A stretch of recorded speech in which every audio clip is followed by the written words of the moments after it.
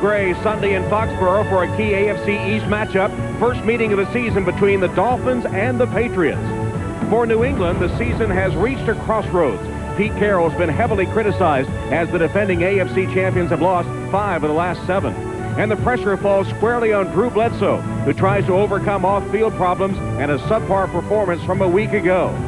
He'll have to do it against a Dolphin team that's on a roll. Jimmy Johnson has been emphasizing the run, looking for balance in his offense, but he also knows he has the most potent passing weapon in NFL history in quarterback Dan Marino. Beginning play today, the Dolphins and the Jets tied for first in the East, though the Dolphins win the tiebreaker with New York. New England a game back at 6-5.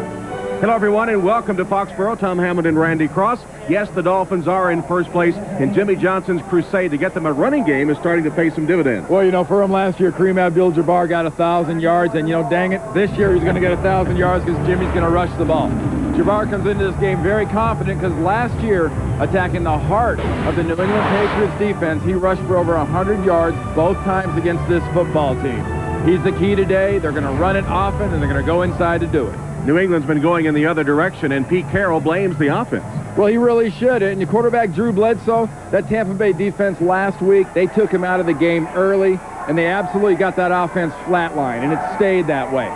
Drew Bledsoe has to stand up against the pass rush today. He's going against a team that has one of the worst pass rushers in the league. Now's the chance. You're not going to be rushed. You got to do it. Critical game today for the New England Patriots as they host the Miami Dolphins. We'll be back to Foxborough for the opening kickoff in just a moment.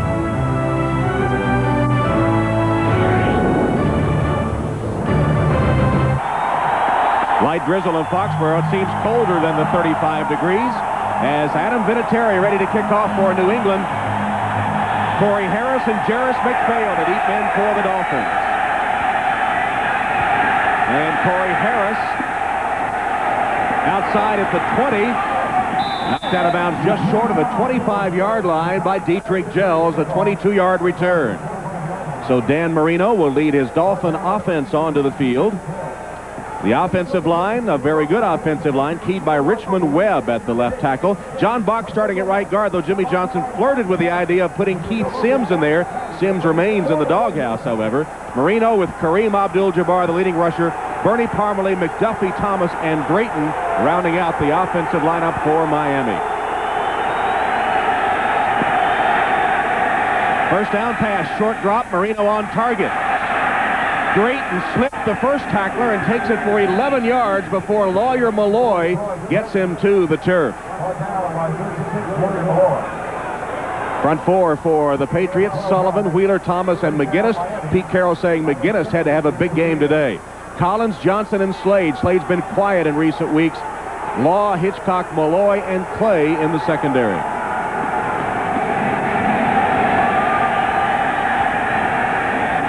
From the 38.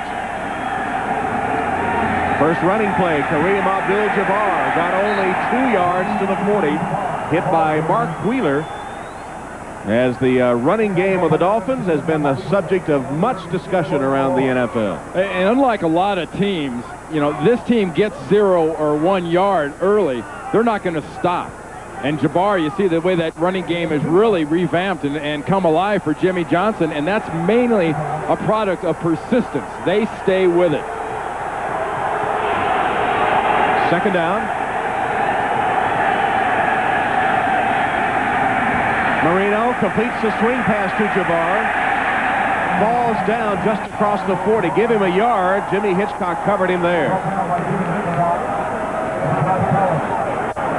So third down coming up for Marino, who has had a lot of success against the Patriots. Look at this decade, 10-2, 20 touchdowns, 15 picked off. And they've got an 8-year streak, the Miami Dolphins do, Tom, of winning the opening game, the first game of the year in this series against the Patriots. 3 wide receiver formation, actually 4 now, and 6 defensive backs for New England. Marino, Chris Slade with his 7th sack of the season. He leads the Patriots, but he had been missing in action the last couple of games.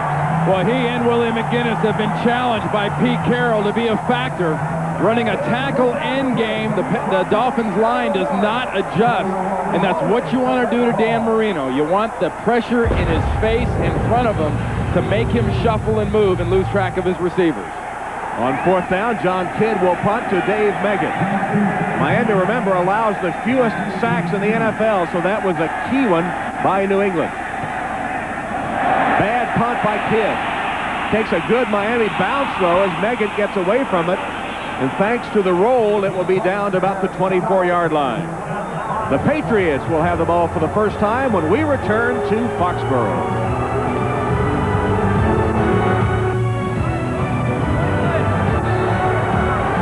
Tom Ham and Randy Cross in chilly Foxborough for the Patriots and Dolphins. First possession for New England after Miami had to punt. Drew Bledsoe handing to Curtis Martin. Martin makes a cut up, crosses the 25. Football came loose. It was down. It'll be ruled down, no fumble. Terrell Buckley was the man that dislodged the ball from Curtis Martin. Well, on this play, Miami literally moves 9 people into the box, challenging the run, knowing New England wants to come out with the attitude. And the ball comes out after Curtis Martin hits the ground. It's stripped out. That's a very good call.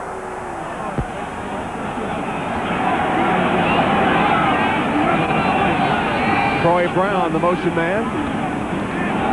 Again, Curtis Martin stopped for a loss. Back to the 25-yard line by Dwight Hollier. Up front, the veteran Pro Bowler Armstrong anchors the Patriots' offensive line.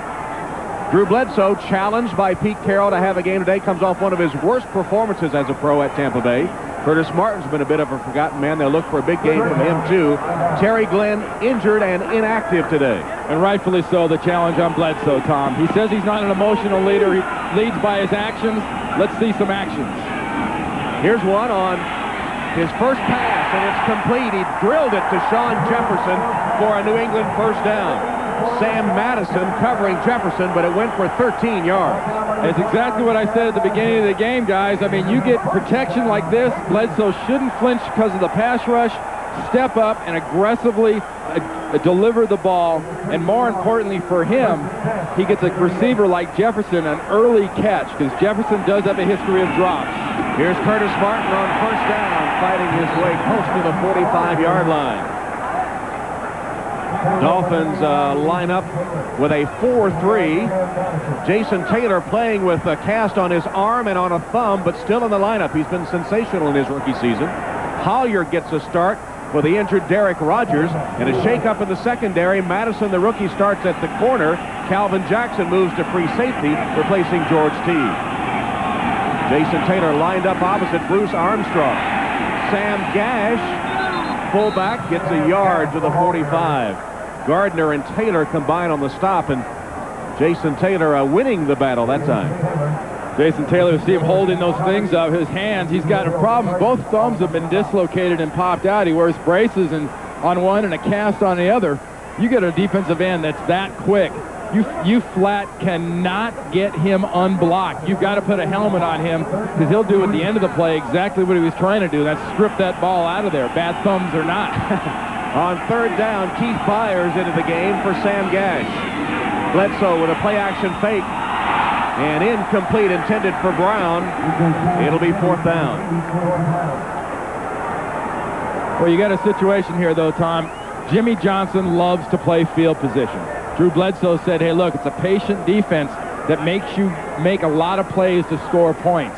We're going to see a field position football game between Pete Carroll's team and Jimmy Johnson's defense. Tom Tupa in punt formation for the first time with Charles Jordan deep for Miami. There's Jordan standing at about his 17. Another low line drive punt. Jordan takes an over-the-shoulder catch at the 10. And is twisted out of bounds about the 22-yard line by Teddy Bruschi. 10-yard return of a 45-yard punt. You're watching the NFL on NBC. Scoreless game at Foxborough. Second possession for the Dolphins. Two tight ends here, Troy Drayton and Ed Perry. Miami playing without wide receiver Brett Perryman, injured, inactive today. Abdul-Jabbar. Couple of yards. Thomas and Wheeler. The challenge to the New England defense, actually the whole team, Randy, from you and from others, was to get tough, to become more physical. And as you see, Lance Johnson with a 66-yard punt return to put the Jets on top. But so far, anyway, the first few minutes of the game, they appear to have responded to that challenge. Leon Johnson, I should have said, not Lance, by the way. Well, you show that heart, you show the toughness most with your defense. They've already got a sack against Dan Marino. They stuffed the run. Jabbar bounces to the outside, nothing doing. Thrown for a loss by Chris Slade.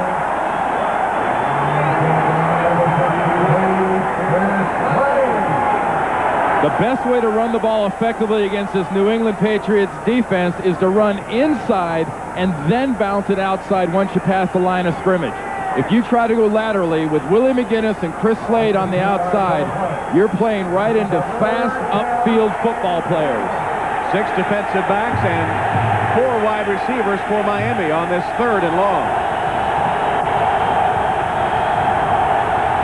Marino from the shotgun. Under pressure, zips it to McDuffie, and the 3rd down specialist will be close to a first down. Chris Canty chased him down, but the man they look to on 3rd down comes in, and this time, it was Jordan that made the catch and not McDuffie. The 2 biggest challenges, I think, for this New England Patriots defense, sort of away from the obvious numbers, are the yards after the catch they give up and the yards after the first tackler. They got barbecued last week by terrible tackling by the Tampa Bay Buccaneers. So Charles Jordan with a clutch catch on 3rd and 10 keeps the Miami drive going. Abdul-Jabbar, again, unable to turn the corner, trapped by Ted Johnson, as we go to New York and check in with Greg Gumbel. Greg? All right, Tom, at the Liberty Bowl, the Tennessee Oilers have gotten on the board. Thurman Thomas on the carry, loses the football. Marcus Robertson picks it up and returns 25 yards for the touchdown with the extra point. The Oilers have jumped out to a 7-0 lead in the first quarter, Tom. All right, Greg, and here we are scoreless, just inside the 7-minute mark. Early first quarter action. Dan Marino facing a 2nd and 9. He's hit all 3 of his passes so far. Caught by Perry. Dives for the first down. Ted Johnson trying to prevent it. He will be a little short. And we talk about Dan Marino and the protection he gets. They form around Dan Marino what you'd call the classic pocket most of the time. They don't let defenders get off the line of scrimmage, and in order to get close to him, and in order to get sacks and get past that 14, you got to get pressure inside either with stunts or blitzes. Already they've allowed 1 sack today, but Marino has not missed a pass. Play clock. They got it away. Short drop. Marino hits his man, but he's stopped for the first down. Big Troy Drayton, all 265 pounds of him, couldn't break away from the hold of Todd Collins. Well, and Todd Collins, showing some of that toughness and showing some of that tackling ability I talked about. You get your arms around these offensive players, you're trying to prove a point for Pete Carroll's defense, you get them down with the first guy. Big play by Collins, sets up a 4th down, and John Kidd will be in punt formation for the 2nd time.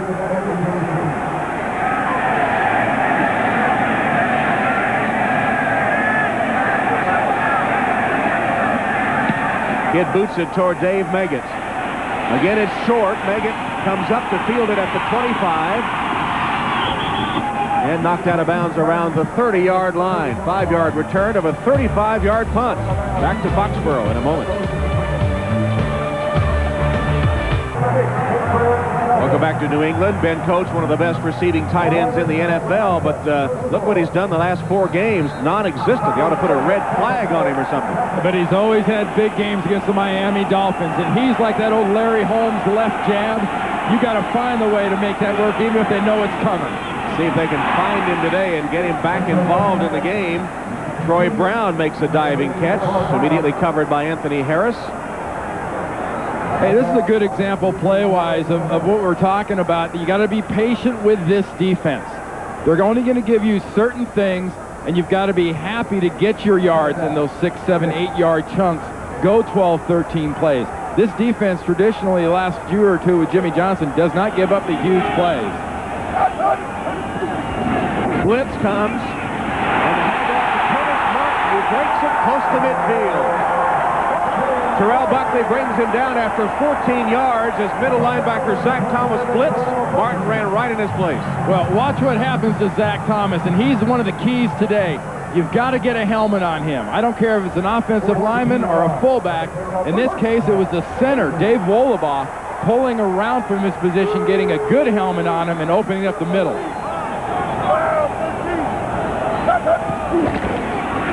Here's Martin again. Met at midfield, got about 3 yards as we return to Greg Gumbel for an update. All right, Tom, the Steelers and the Eagles in Philadelphia, and the Eagles draw first blood. Bobby Hoying to Jason Dunn. Watch this run. Run over that guy, through that guy, past that guy, 31 yards and a touchdown. 7-0 Philadelphia on top of the Steelers in the first, Tom. Wow, what a run. Bobby Hoying getting into the action and putting a little life into the Eagles. We're scoreless here in Foxborough. 3.5 left opening quarter. Patriots on the drive. Play action fake. Bledsoe's pass incomplete. Dwight Hollier knocked it away from Sam Gash.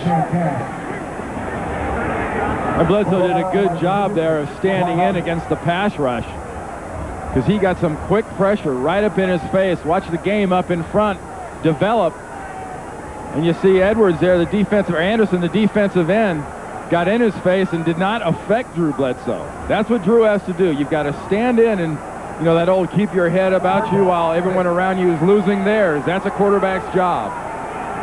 Dave Megan is in along with Jefferson, Brisby, and Brown, and let's see if they get Ben Coates involved on third down.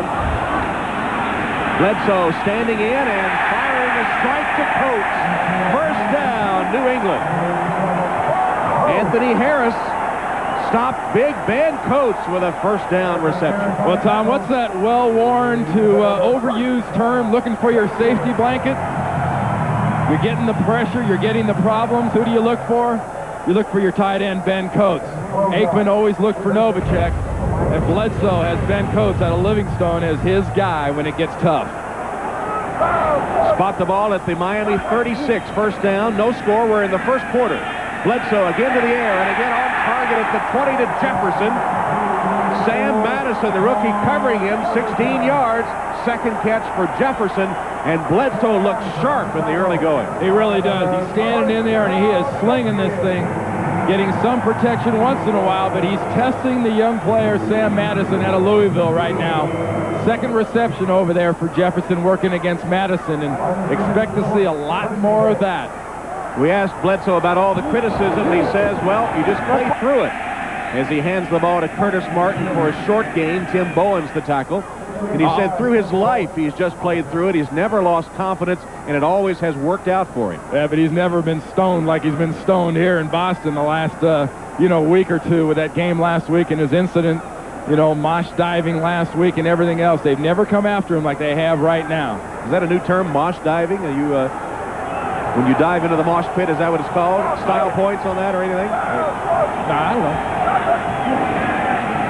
Here's a play action fake. Sidearm and incomplete. Dropped by Curtis Martin. It'll bring up a third down and the 9th play of the current New England drive. Well, you see Drew Bledsoe kind of point at Curtis Martin, and it's one thing a quarterback like a Bledsoe or Marino or an Elway with their arms and their ability to sort of adapt their delivery. They can surprise receivers with the ball once in a while. And Martin looked surprised with that pass. He did. Talking to Bledsoe about that mosh pit incident, he said, of course, we had to do it over. I'd just listen to the band, keep my seat, and go home. It really, though he says not, Pete Carroll says, affected his play last week. Patriots pick up the blitz, but the pass from Bledsoe intended for Meggett is off target, and he hears the boos.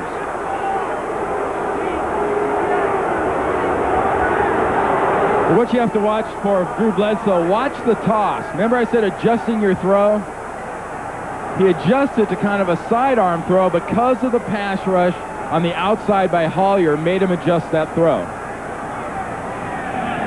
Vinatieri will attempt a field goal. It'll be a 37-yard attempt. Two for the holder. way and true. So the Patriots take the early lead on the Dolphins at 3-0.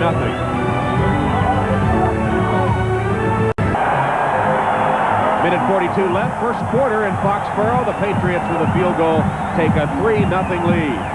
Vinatieri, who kicked the field goal, now will kick off to Harris and McPhail.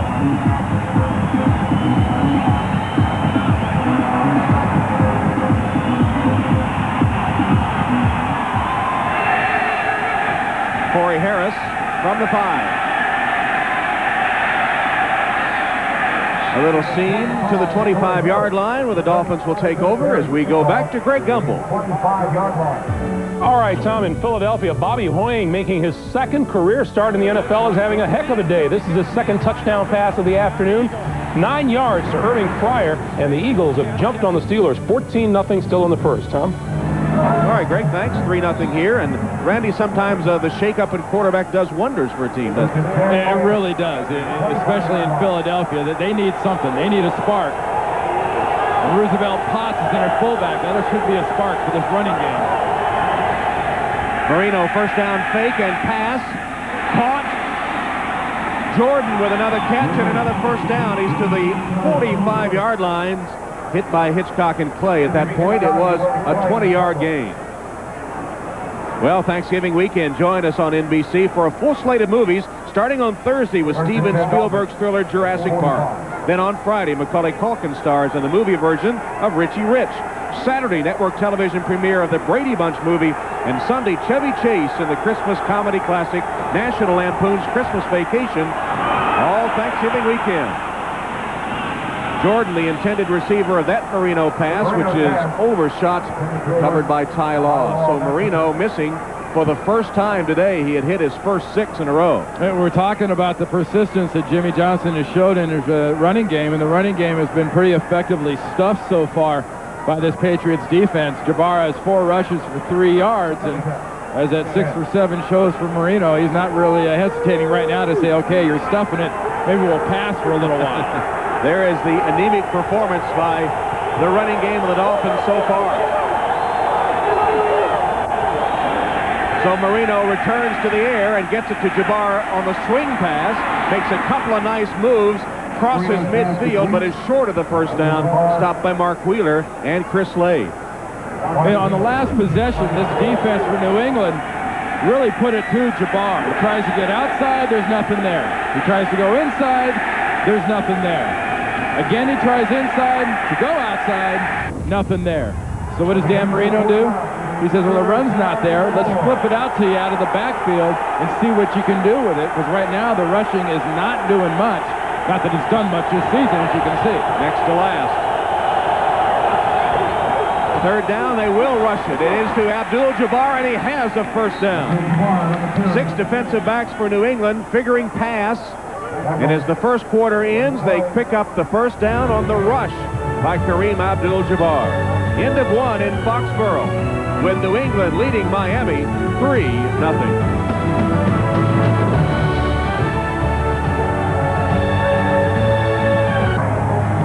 Start the second quarter with New England leading Miami 3-0. And here's Keith Sims in at right guard, been in Jimmy Johnson's doghouse, injured, then not playing well, maybe malingering in thoughts of Jimmy Johnson. Asked him in front of the whole team, are you ready to go? Can you play? He said yes, he's in there now. Handoff, Abdul-Jabbar breaking tackles, rips off 8 or 9 yards. Willie Clay made a saving tackle. And Kareem Abdul-Jabbar, the last couple of plays, has gotten it going. Watch the contact that occurs right in here near the line of scrimmage, and the way that Jabbar rips right through it. See the action in and out, and that cut sets it up. And then Willie Clay in the defensive backfield just gets pancaked as he runs right by him. 15 yards for Kareem Abdul-Jabbar, the last 2 carries. Here's another. A little tougher going this time. He needed a yard for the first down, and he will be close, but not much more. And now he does have it. Well, last week, Mike Alstott, the fullback for Tampa Bay, shredded this defense just by breaking tackles. Had 83 yards by my count when I broke down the film after the first tackler hit him. It's something that you know, Pete Carroll necessarily does not have to worry about with a Jabbar-type back because he is more of a slasher, not as strong style runner. But he may see a little bit of Ray Neely, who Jimmy Johnson activated today, a rookie out of Arkansas Pine Bluff, a big banger.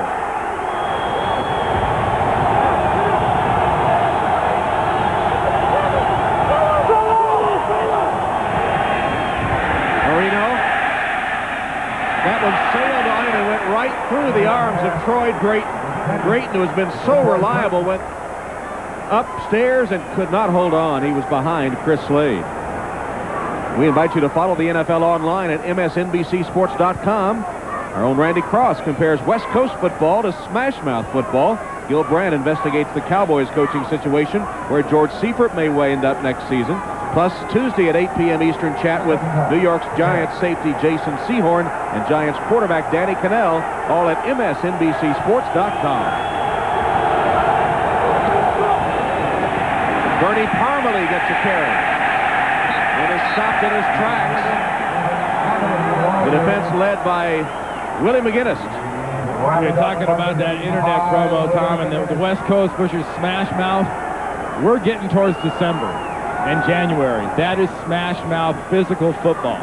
And that's not just on the offensive side. That's the time of the year, and this is the time of the year when you got to have it. And you got to have performance out of your two best defensive guys up front. And right now they haven't got it. Though Slade today does already have a sack. And McGinnis playing pretty well. 6 defensive backs on. 3rd and 9. 9th play of the drive. Marino slings it, and it's caught at the 15-yard line for a Miami first down. Charles Jordan again with a clutch reception. It covered 16 yards. Chris Canty made the tackle. 3rd catch of the day for Charles Jordan in his 5th year from Long Beach City College. A restricted free agent who came over from the Packers. A lot of quarterbacks throw to spots in zone. Receivers run to dead spots in zone. Dan Marino throws to body parts.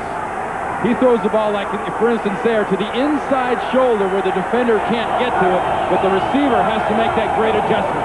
Troy Drayton was laughing about that with us yesterday, that he said, no, it's better if I put it at that part than the other. And he said, how can you be so exact? Kareem Abdul-Jabbar with the carry, Malloy and Thomas the tackle. Troy Drayton is one of the true great weapons that really has not reached his full potential yet. Started his career as a wide receiver at Penn State and is really now just starting to really form into a very good weapon at the tight end position. One of the few NFL players that had to pay off a student loan. He was a walk-on at Penn State, paid his way for all but 1 year of his college career. Kareem Abdul-Jabbar inside the 10, bangs down to the 7-yard line. Well, Tom, that's a guy that had a scholarship to UCLA. Had a couple lawsuits here recently from his namesake, you may say. To which I have to say, get a life, other guy, and let it go. There's the play where he just cuts back, reacting, and gets a couple extra yards after the contact by Willie Clay. You need sure, more aggressive tackling to really fulfill that smash-mouth defense I'm talking about.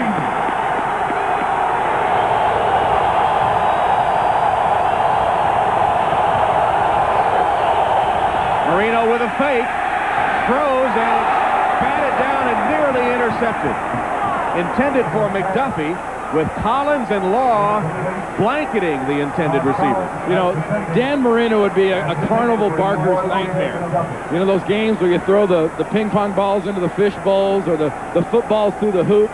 He throws balls into the smallest areas. I mean, that was not accidental. Look at him talking to his receiver and his guys on the sidelines. He says, hey, I put that thing within a good 6 inches of the ground. He should have caught it. Mate with a 26-yard field goal to tie. Kidd is the holder. It's up, and it tailed away, but is good. So the Dolphins tie it at 3.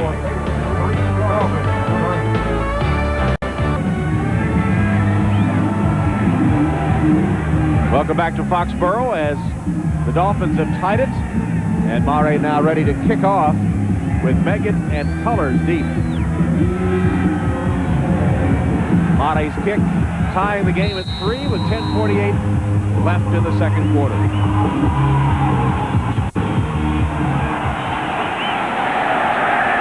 Cullers from the 6 dropped it, got it back. and then finds a seam right up the middle. He did have an 86-yard kickoff return for a touchdown earlier this season. This one 26. Watch the near side receiver right here and Dan Marino's reaction on the throw. You run down, you curl out.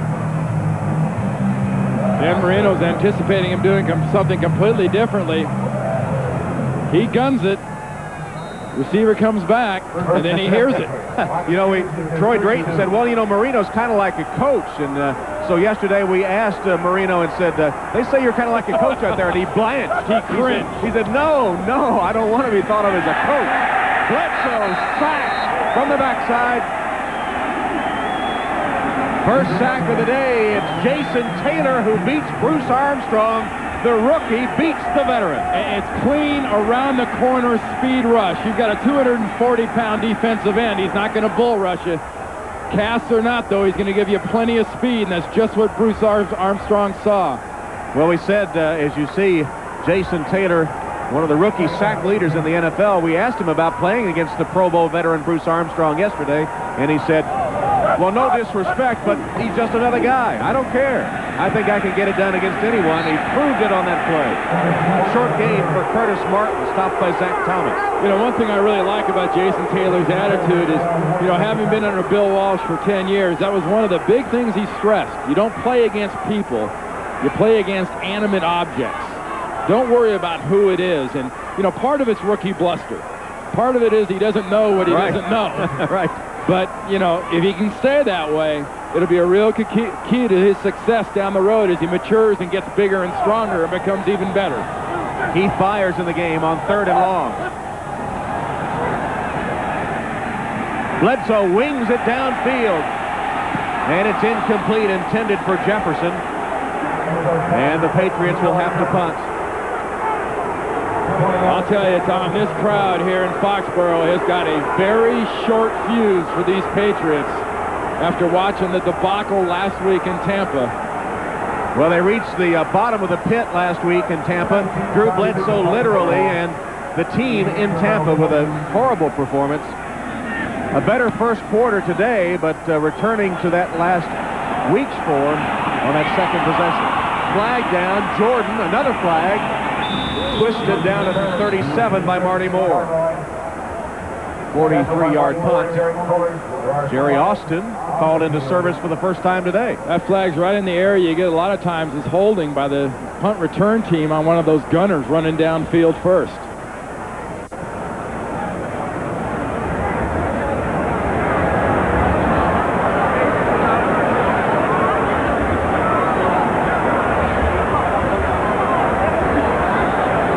Today's first penalty will go. Well, Jerry will tell us. We have 3 fouls on the play. Wow. Ineligible downfield. Number 22 of the offense.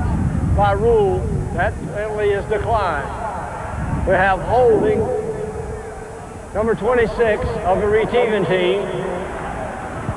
That penalty is declined. We have an illegal block from behind. Number 30, that penalty is enforced.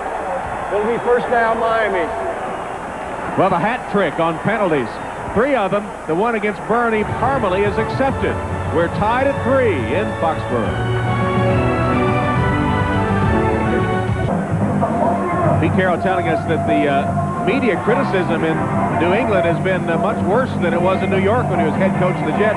Everything about him has been open to question, including his demeanor. Is he competitive? All those things. Well, Pete Carroll is a type A personality guy. He is not a laid-back California surfer guy. He says, I don't even own a surfboard.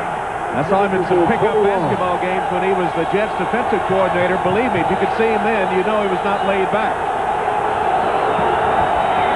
Marino got away and flipped it incomplete, flag down. Marino saying there was a receiver close. Jerry Austin says nothing doing. Well, there absolutely was a receiver nearby where Danny was throwing. Look at him smiling. You're selling, though. He ain't buying. I think it was Roosevelt Potts that was at least intentional grounding. Number 13 of the offense. 10 yards. Loss of down. Right now, the offense out of consistency and rhythm is Dan Marino, and the Miami Dolphins got that blitz from Todd Collins right up the heart. Well, the last possession, Miami tied the score, but they got only the field goal after having the ball nearly 6 minutes and running 13 plays. So it wasn't exactly a stellar performance that time. They moved the ball but didn't get the payoff. Marino steps up. Short completion to Abdul-Jabbar. And we'll go to Greg Gumbel in New York. He has another update for us. Greg? All right, Tom, and we'll take you over 13,000 now for his great career. Second quarter. Tom? Well, you can hear Jimmy Johnson just mentioned somebody like that. A runner like Barry Sanders, and wouldn't Jimmy Johnson go crazy? He loves to run. Been trying to install it in the Miami offense, but the pass, this man is still their biggest weapon. Look at him whip it downfield and just over the hands of Lamar Thomas. Is there life still in that arm? You betcha. Yeah, you got any questions on how quick Marino needs to be to get away from a pass rush? So we do have a flag here. Personal foul, roughing and passing. Number 55 of the defense, 15 yards, automatic first down.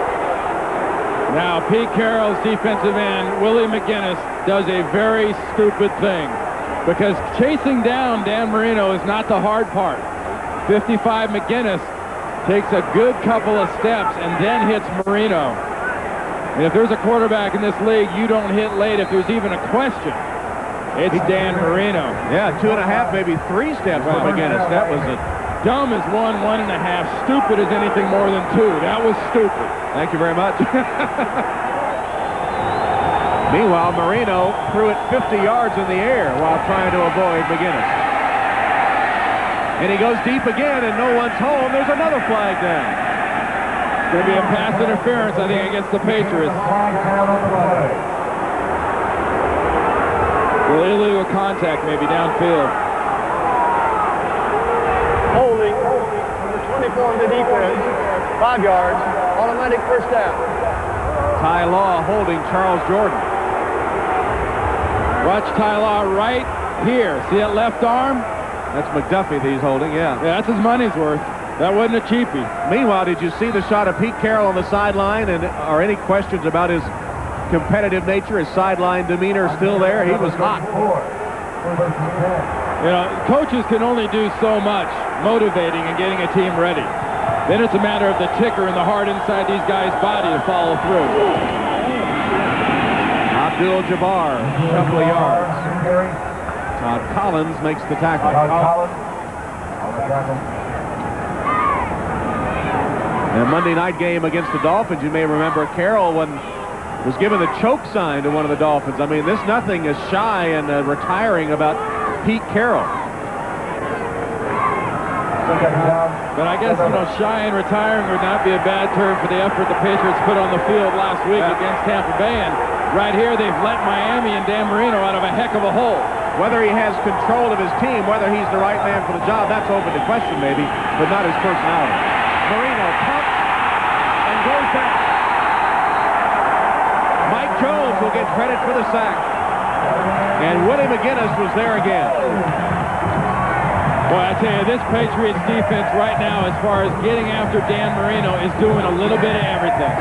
They're blitzing, they're stunning, they've got Miami rolling Marino out. And anytime you make them roll him out, you're making him do something he does not do as well. A smart job not only of getting your hands up by Willie McGinnis, but staying on the ground with a pump fake. So second sack of the day for New England. They come with 7 defensive backs. 3rd and 30. Marino tries to get some of it and cannot. McDuffie, the intended receiver, knocked away by Larry Wiggum. Don't forget, coming up next, most of these NBC stations, Game 2 of the doubleheader. Most of you will see the Chargers face Steve Young in the NFC West champion 49ers. Others see the Chiefs take on the Seahawks or the Jaguars and the Bengals. Check your local listings for the game in your area. Game 2 of the doubleheader coming up next here on NBC. Yeah, I talked about defense being the key in December and January. You want to see the best defense in the NFL. Watch the second half of the doubleheader and see that San Francisco defense. God, that sounds weird. I'm talking about defense in San Francisco in the same sentence. And not Steve Young. Meggett rushes up to field the kid punt and takes it across the 40-yard line where the Patriots take over. 35-yard punt, 6 on the return.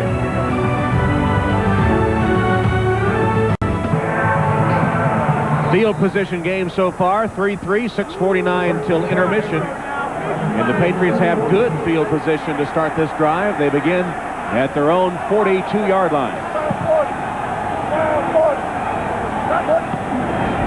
First down pass from Bledsoe, a quick one. Byers with a one-handed stab, but a short gain run out of bounds by Derek Rogers. Well, it's a good start to this possession, whereas the last one was pretty dismal. With some decent field position, it was a sack, a short run, and then this overthrow.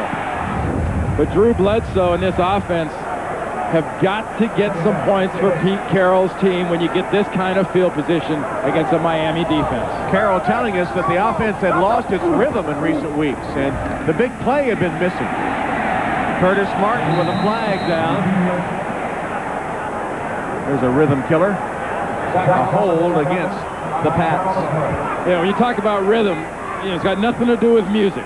It's the whole thing is the balance between running and passing. 68 on the offense, 10 yards, repeat second down. Max Lane guilty of the hold.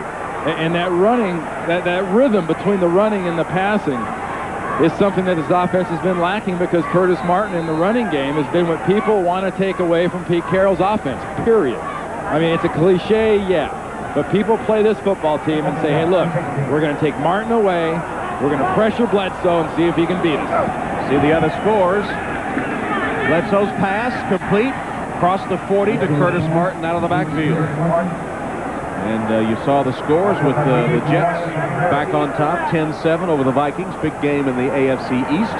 Jets and Dolphins tied coming into today's play, with the Patriots a game back. But, of course, the Dolphins win the tiebreaker, having beaten the Jets twice, have a better conference record. So they're in the driver's seat, if anybody is.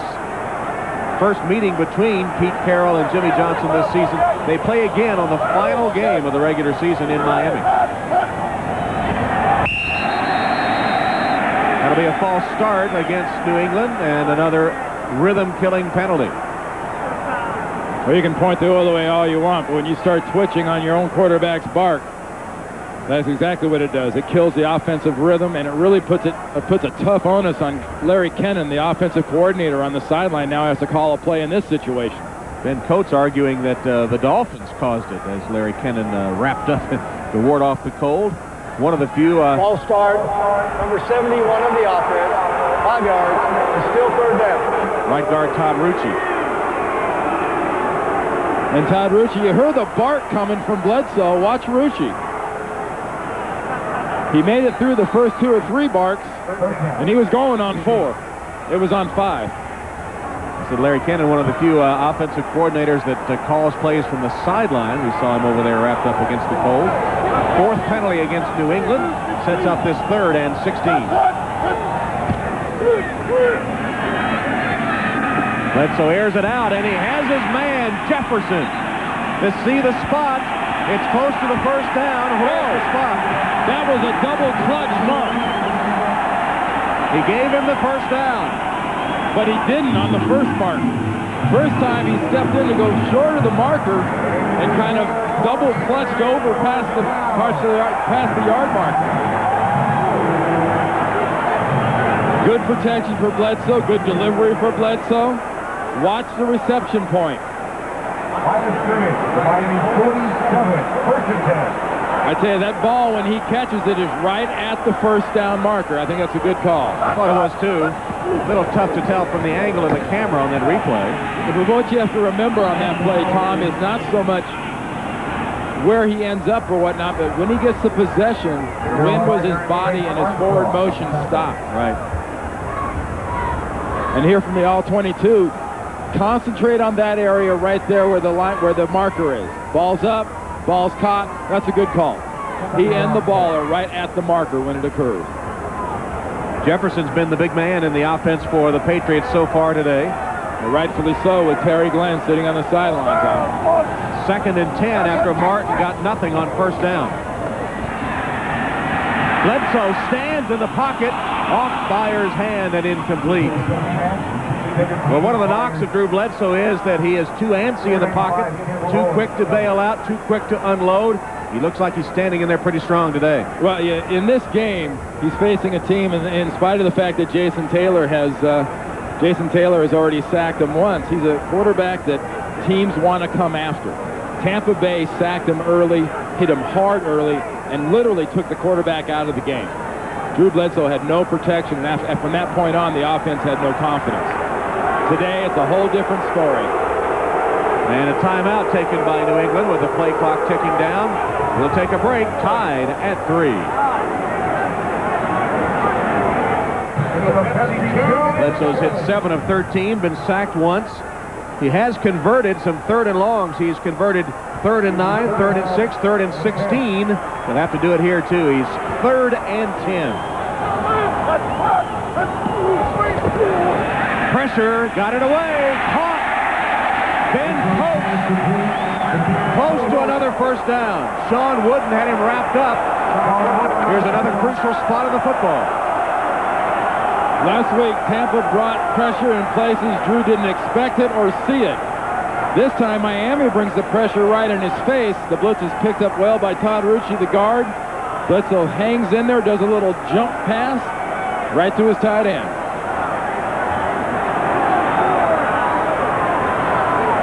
And the measurement shows that New England will be just short. You want to show that toughness, you go for it right here in this part of the field. And they will. That's what Pete's going to do. Bledsoe to the sideline, talking to Larry Cannon and Pete Carroll. Gets the call, and on 4th down, less than a yard, New England will go for it. Tom, you remember last year how physical this offensive line for the Patriots was, especially towards the end of the year? I mean, they took teams out of football games with the running game. This is a chance for this offensive line to make a statement to Miami's defense. They fared poorly this season on 4th down. It'll be a sneak by Bledsoe, and he has it in room to spare. Todd Rucci, Dave Wollaball opening a seam. Bledsoe darted through it for the first down. The best part about this is there's nothing there at first. He steps back and goes to the natural crease behind his guard, Rucci. There is nothing there.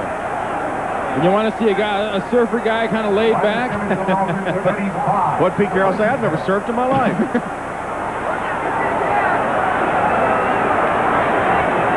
First down, New England. 35 of the Dolphins. It's a 3-3 game. Dave Meggett's going to throw a pass. And he's got it.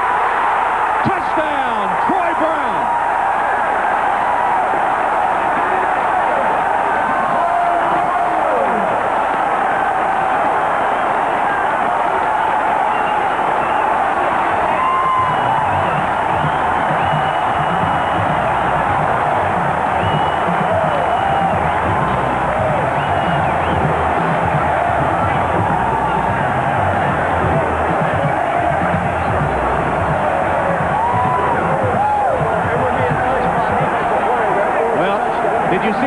Jimmy Johnson's face. What was that? Well, they played in the stadium that hoop, there it is. That place should be called oops, there it is. Mr. Do Everything, Dave Meggett with a 34-yard touchdown toss to Troy Brown. Vinatieri for the extra point.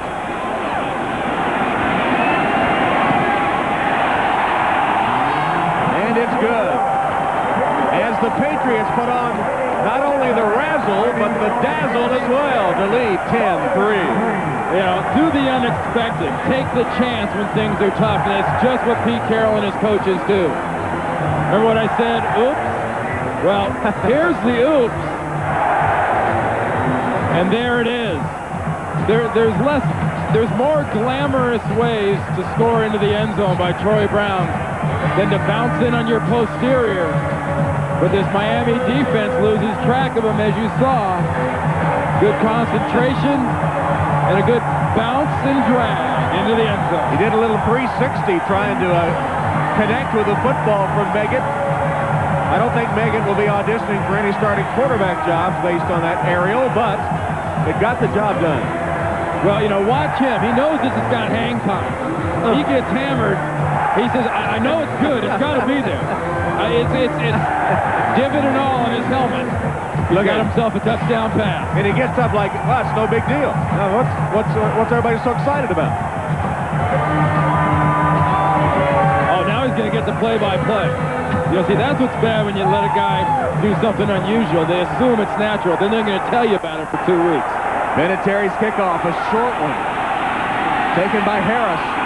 Bounces to the outside and nearly broke free.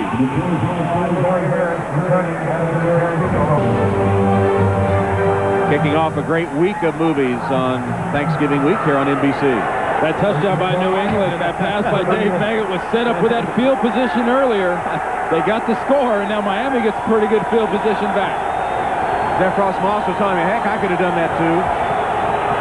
Here's Marino, screen pass, complete to McPhail, and Jarris McPhail has a first down just short of the midfield stripe and covered 12 yards. A pretty long list of the people that were screened out on that screen pass. Miami goes to the hurry-up offense here. They're trying to get one off before the 2-minute warning, 2:07. We got the master of the 2 minutes, Dan Marino at the controls. Another completion. McPhail out of bounds. As we come to the 2-minute warning, the Patriots leading the Dolphins 10-3.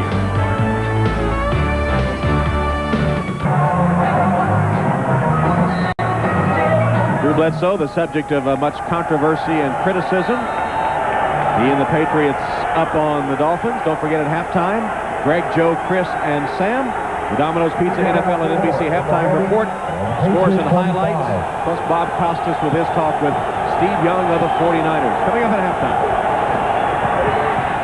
Marino down the sideline. Incomplete. Ryan Manning, the intended receiver, covered by Jimmy Hitchcock. Marino's now 11 of 17 for 94 yards, and he has no completions to O.J. McDuffie or Lamar Thomas. New England, though, in that last play, attacked Dan Marino after a couple plays in the dreaded prevent defense with 6 defensive backs. Third down for Jimmy Johnson's Dolphins.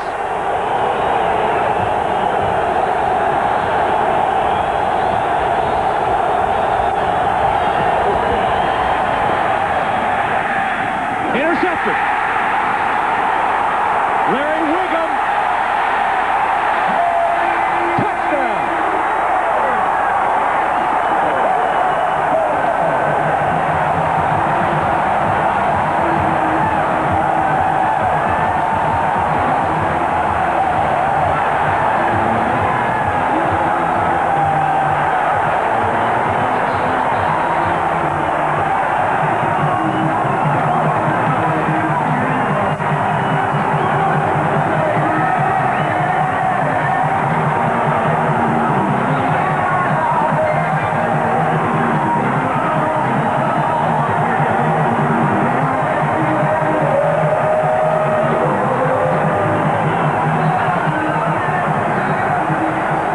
Dan Marino, who rarely is victimized by the interception, picked off by Larry Wiggum. He takes it 60 yards. Vinatieri adds the extra point, and suddenly New England has opened up some daylight on the Dolphins. There's Wiggum in his 4th year from Northeast Louisiana. And a good combination of play calling by Steve Sidwell, the defensive coordinator. He went to the attack. This time he drops back in a zone. I don't know if it confused Dan Marino or the ball floats and flutters on him, but he can't fit it through the crease. And the only perfect fit on this play is number 25, Wiggum. I would call that a perfect fit or pose, but it's good for 6 points. Watch Marino as he delivers this ball. Watch the flutter on the ball. It sort of starts to look like it loses a little bit of the velocity. He was trying to get it to O.J. McDuffie. There's an uncontested sprint to the end zone, and Dan Marino, as soon as he throws it, knows he's watching a touchdown the wrong way. And Wiggum played it perfectly, broke on the football at the precise instant, and had nothing but green space in front of him all the way 60 yards to the end zone on his first pick of the season. And, you know, as much as Larry Wiggum enjoyed that one, Dan Marino's got 1 minute and 44 seconds to go. Larry Wiggum's going to be on this kickoff team trying to hold Dan Marino to reasonable field position. Wiggum was the Patriots Special Teams Player of the Year a season ago. Vinatieri's kick. Troy Harris got it back. So Dan Marino, who has thrown only 6 interceptions all season, but 2 of the 6 have been taken back for a touchdown.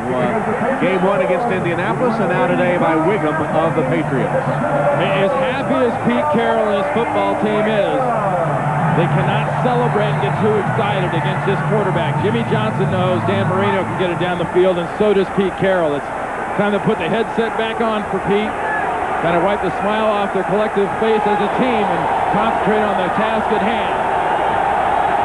By the way, I hope you noticed that Chicago leads Tampa Bay.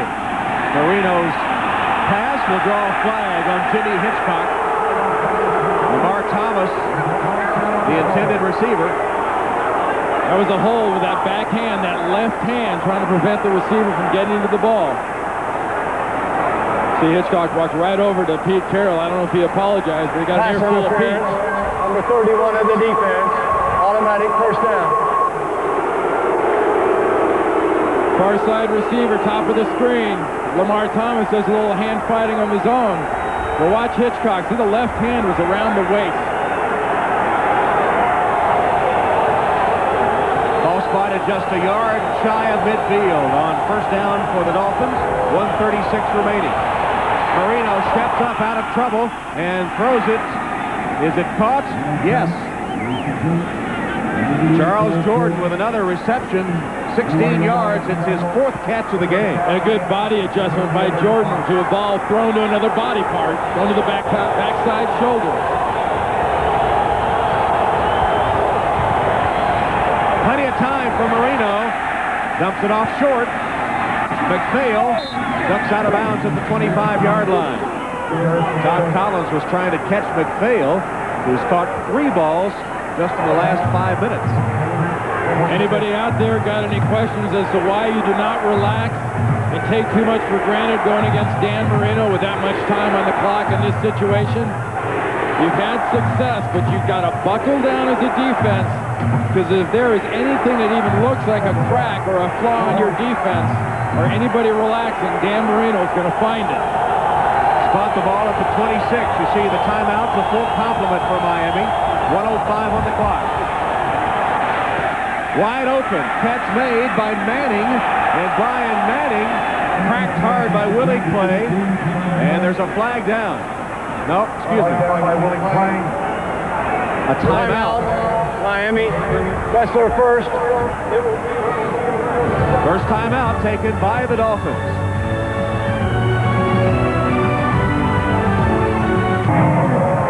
.57 seconds and 2 timeouts would appear to be more than sufficient the way Dan Marino has been running his team down the field on this drive. He has 14 completions today. Oddly enough, the 2 starting wide receivers, McDuffie and Thomas, do not have a catch. At the 17-yard line.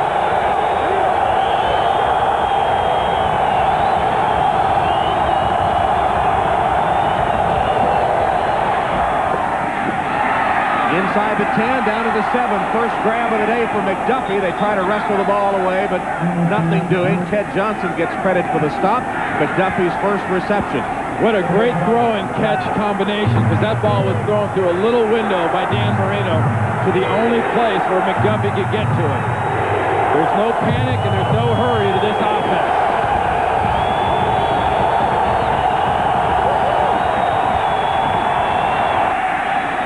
Intercepted again. Hitchcock, and he's got a wide open field. Jimmy Hitchcock is gone. Touchdown. 100 yards.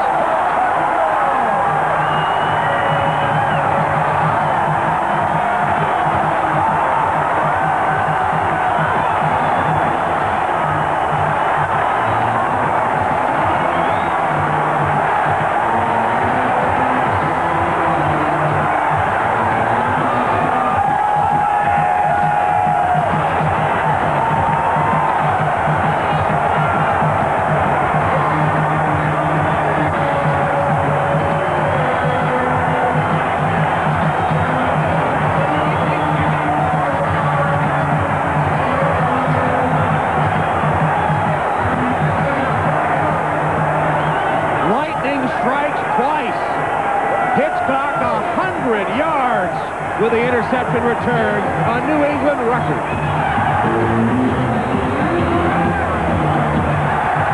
And he does it on one of the rarest of things, a very poor Dan Marino decision late to the backside. Vinatieri's extra point is good.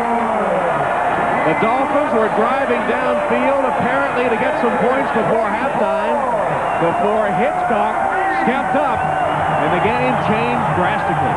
Well, Dan Marino is getting a little pressure. He wants to go to the right. The left seems like an afterthought. He knows he has the receiver. What he doesn't know is he's got a corner in Hitchcock just sitting back there waiting for him to try to get to McDuffie.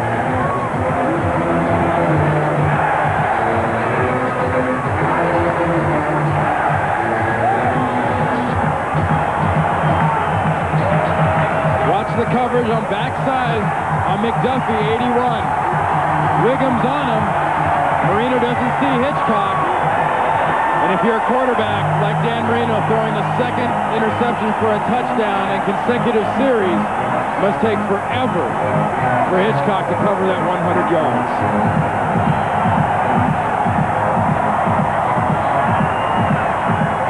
Another one of those passes that I think as soon as it left Dan Marino's hands, he knew what the end result would be. Chris Slade was there for a convoy, but Jimmy Hickok did not need it. And man, how this game has turned around. Loose ball, Dolphins will cover it. Dan Marino twice picked off for touchdowns. See him looking right. He goes to the left and clearly does not see Hitchcock.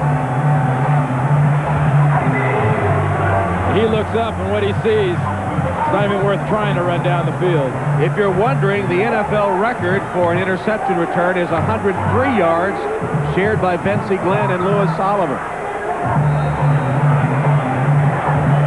But who's counting? 100 yards is plenty if you're a New England fan.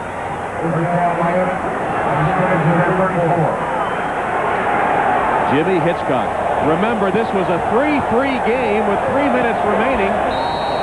Dave Meggett throws the 4th touchdown pass of his career, 2 interceptions for touchdowns, and as the first half ends, there is indeed life still remaining in the New England Patriots.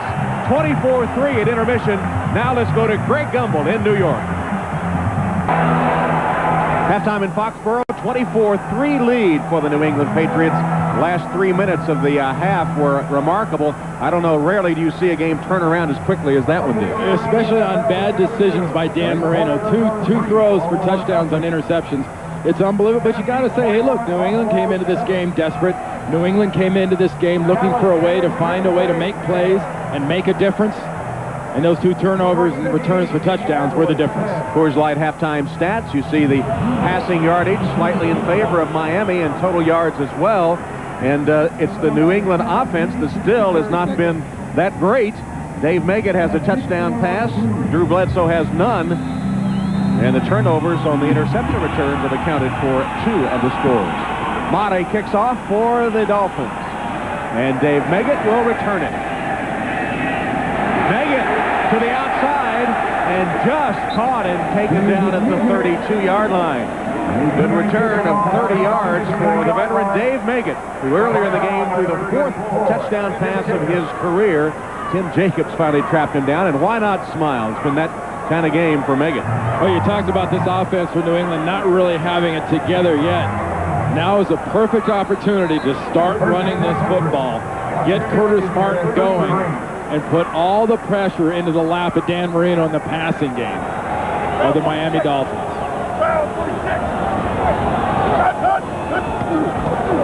Here is the run with Curtis Martin. Looks for a block. Doesn't get much of one. And a couple of yards only. Zach Thomas, who's been relatively quiet today, gets a piece of that tackle. Well, you look at the scoreboard and you expect in a game where you have the Patriots and they're putting these kind of points on the board that Drew Bledsoe and this offense will be lighting things up. But it really is not the case. The offense has been extremely inconsistent. They've scored on a trick play and a couple of great interception returns. In fact, the Patriot defense has produced the most yards of anybody, as Bledsoe throws that one away.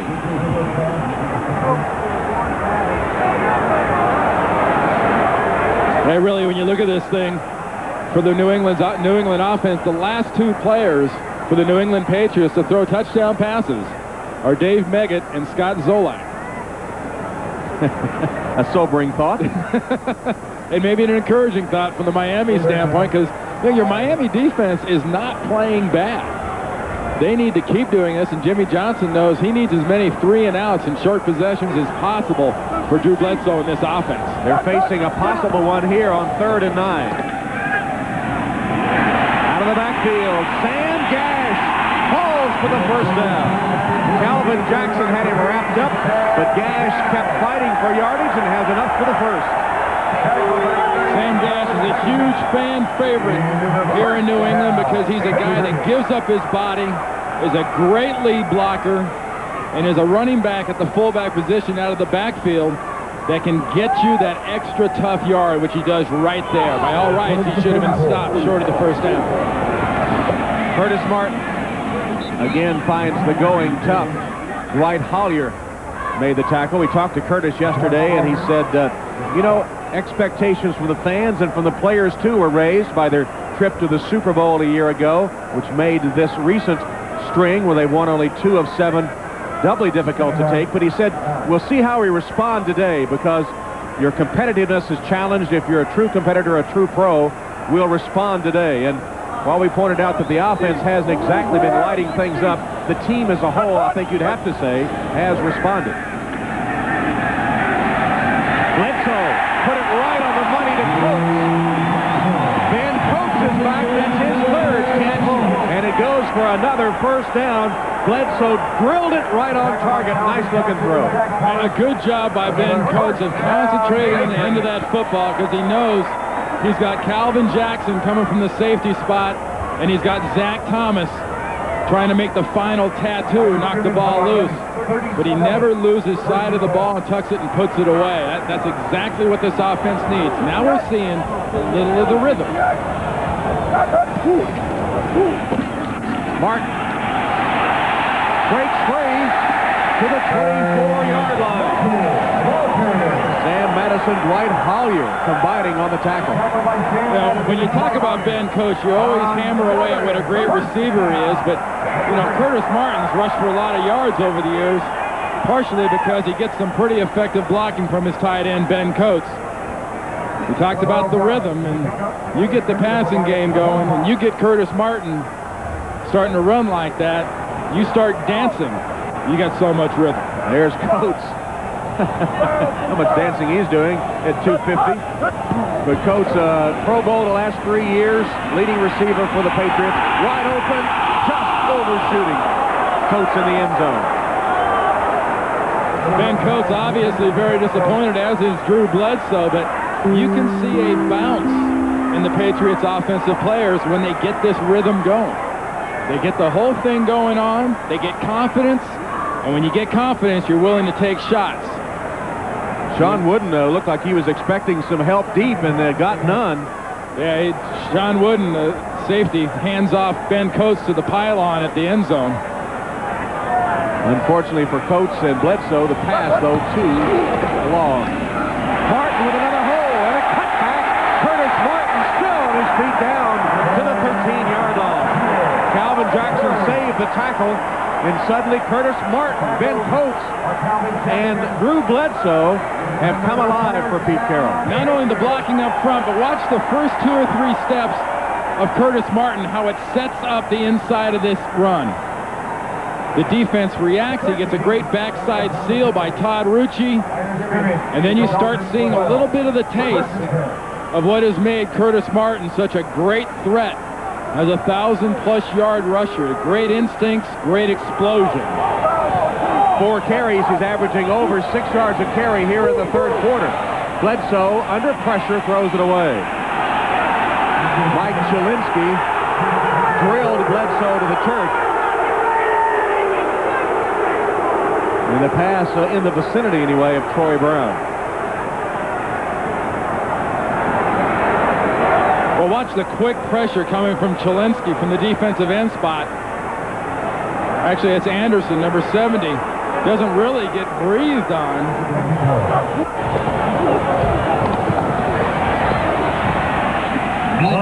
Curtis Martin again gets the call. He's stopped it right about the 10-yard line. Short game. And they're going right at Mike Chilinsky, number 70, right at that side of the ball with this running game. That's where they're getting the good backside closeout blocks, not only from Zephros Moss, the right tackle, but Rucci, the right guard.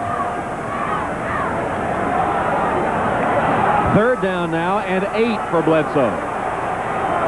Still looking for a touchdown pass. It's been a long drought. For the end zone. No good. No good. Brown was out of bounds.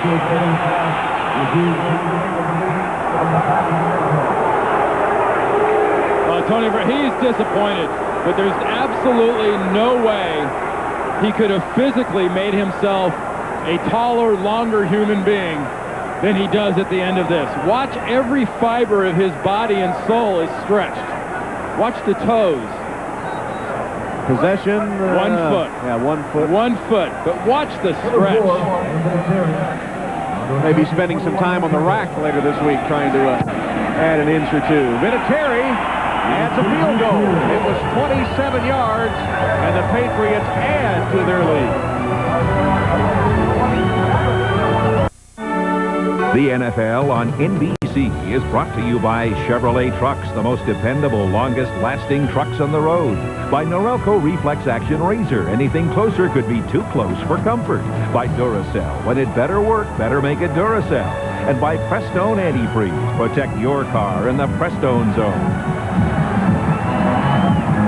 Tom Hammond, Randy Cross, Foxborough, where the New England Patriots over the last 7.5 minutes have outscored the Dolphins 24-0. Vinatieri's kick to Harris. Corey Harris. Vinatieri just gets him out of bounds. So the kicker, Adam Vinatieri, saved a touchdown. Marty Moore was there to help too. Dolphins ball when we return. While we were away, Richmond Webb, the starting left tackle of the Dolphins, getting some attention. We're told he has a left knee injury and his return is questionable. Mike Sheldon replacing him for the moment as Marino hits O.J. McDuffie for a first down to the Patriots' 39-yard line. Chris Slade, a 13-yard gain. And this puts Jimmy Johnson's offense in the position that Jimmy does not want to be in. Joe Gibbs made a great point at halftime. He wants to hammer the ball with the run. Now in this situation, he has left the ball in Dan Marino's hands. From here on out, this is main weapon passing. Marino wants to throw the ball. He talked about it early. That's his makeup. He's got it. Go for it, big fella.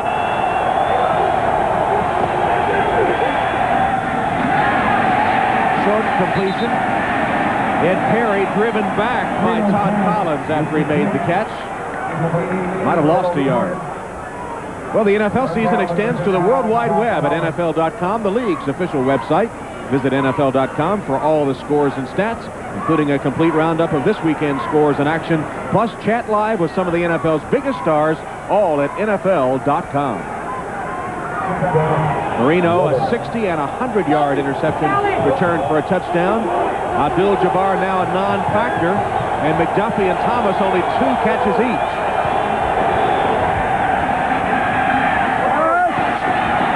McDuffie made a catch in traffic there. Ty Law had pretty good coverage, and McDuffie just made a nice catch. And that was a Dan Marino pass. That is the chemistry between Dan Marino and O.J. McDuffie. McDuffie knowing Ty Law is tight, but Dan said the ball's coming. I got to assume it's coming, and he's going to put it where I can get it. Is exactly what he does to his receiver out of Penn State. McDuffie and Troy Drayton, oddly enough, were wide receiver teammates at Penn State. Drayton now weighs 265 and is a tight end. Marino and a man wide open, McDuffie, and I think he dropped the ball. Let's see. Yes, incomplete. Oh, that play there. How often have you heard lately, receivers wanting to catch the ball with their hands and wanting it in their hands, but the ball gets there so fast on McDuffie, he lets it get into his body. And once it gets into his body, it gets away from him. Right. See the scores. Chicago still setting out Tampa Bay, and could be a big day for Bill Parcells and the New York Jets if things remain as they are now. The Jets could be in sole possession of first place in the AFC East. Marino hopes to change all that. He still has time, and he has a receiver. Lamar Thomas stopped just short of the touchdown by Ted Johnson. Willie Clay, and then Ted Johnson, and Thomas almost got into the end zone. Well, how often do we say something like, hey, Tom, only 2 throws between McDuffie and Lamar Thomas. They haven't done much. Bang, bang. Big one to McDuffie. A big throw and a great effort by Lamar Thomas. The ball is in the hands of Dan Marino in this passing game, and they're doing it in his style. 1 yard line, first and goal. Abdul-Jabbar, touchdown. On the carry for the touchdown. Keep in mind, folks, with this extra point, Pete Carroll's team will still be up 27-10, but their offense for New England has not done much, and they just watched this offense move the ball down the field on Dan Marino's arm and finish the deal with Kareem Abdul-Jabbar's feet evading the tackle and getting in for a very important touchdown here at the beginning of this third quarter. Olindo Mare to attempt the extra point, and he puts it through. Well, Marino leads the drive to pull the Dolphins just a bit closer.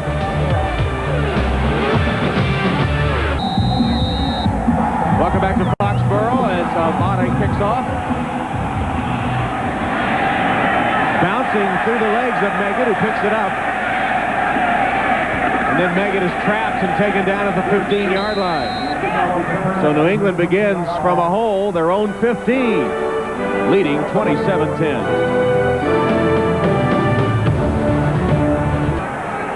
While we were away, Dan, don't call me Coach, Marino was in action. What you saw after he scored that touchdown, he went off the field saying, that's one. That's one. And I've been in this situation with a good offense that's down. You chip away one touchdown at a time. And Dan Marino's doing what all great leaders do. He's giving everybody the input for the next possession. Curtis Martin hesitates, then drives forward for a gain of 3 as we drive toward New York to join Greg Gumbel. Tom, another peek at 25-10. The Lions in the lead on the Colts in the third, Tom. All right, Greg, 27-10 here. What about that? Barry Sanders, best player in the league? I couldn't argue with that at all. Me either. Bledsoe, wide open. Catch to Keith Byers. Byers, the former Dolphin, still on his feet all the way to the 30-yard line.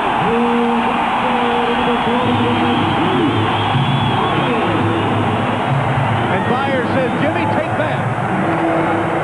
We saw earlier a defensive breakdown where Ben Coates was overthrown. Here we see another defensive breakdown. Byers crossing the screen down to the left is not picked up. It's a defensive bust. Sean Wooden barely can hog tie and drag the big guy down. It went for 51 yards. Now Curtis Martin will lose a yard, hit by Anthony Harris. And for all the coaching and cajoling Dan Marino wants to do on the sideline, the most important part of this whole deal is stopping guys like Curtis Martin and Byers for the defense for the Miami Dolphins. And on those plays, you have not seen this defense do what it needs to do, which is get the offense back, or get the offense to back the ball.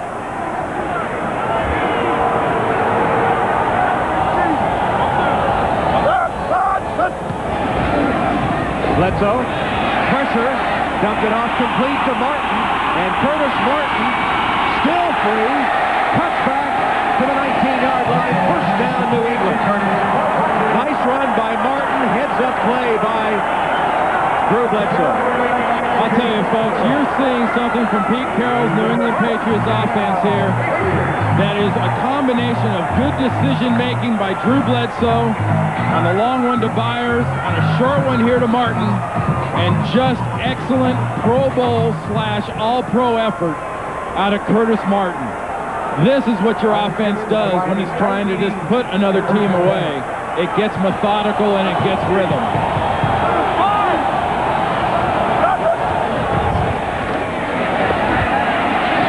Knocked down, nearly intercepted. Big Baron Tanner almost had the pickoff. You want to see an example, Tom, of why the zone blitz is maybe not the best defense in the world for a lot of coordinators, Pete Carroll among them, and on the Miami sideline, George Hill, you're dropping a big guy into a zone, and you're saying, well, gee, you're there to take up space. And you watch the effort by Mr. Tanner here, you're obviously not there to catch footballs, because that's a bat down the whole way. That's a not attempt at a catch. Don't look at your hands, because it hits you in the elbows. Baron Tanner does take up a lot of space. 6'3", 310 pounds.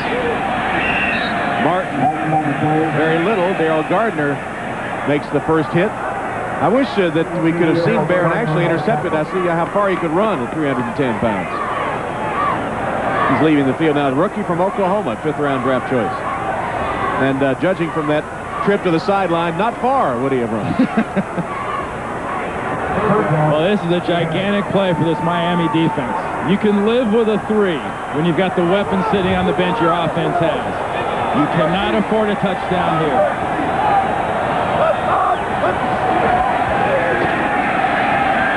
Bledsoe has his man short of the first down. Troy Brown well short of first down yardage, and Terrell Buckley made sure he didn't have any more yards after the catch. So the Dolphins defense at least holds the Patriots out of the end zone as Vinatieri will attempt the field goal. If you've got any spiffy deluxe field goal block schemes, that one you've been holding in your back pocket with your Jimmy Johnson special teams, this is when you break it out. 30-yard attempt. He's 2 for 2 today.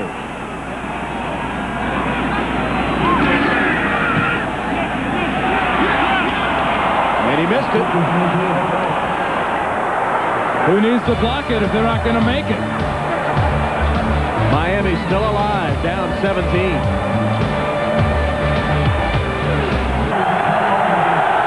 One tick under 3 minutes remaining. Third quarter, 27-10 New England. Miami with the ball. Last time, Dan Marino drove them downfield. Kareem Abdul-Jabbar scored a touchdown. Pass behind Abdul-Jabbar makes the recovery and gets about a 4-yard gain. Knocked down by Collins and Johnson. Well, we've talked about the adjustments some of Dan Marino's receivers have made today, and perhaps none maybe as acrobatic as that one back there. Kareem Abdul-Jabbar gets it with the left hand, the right decal, the left ear hole, and then into the hands.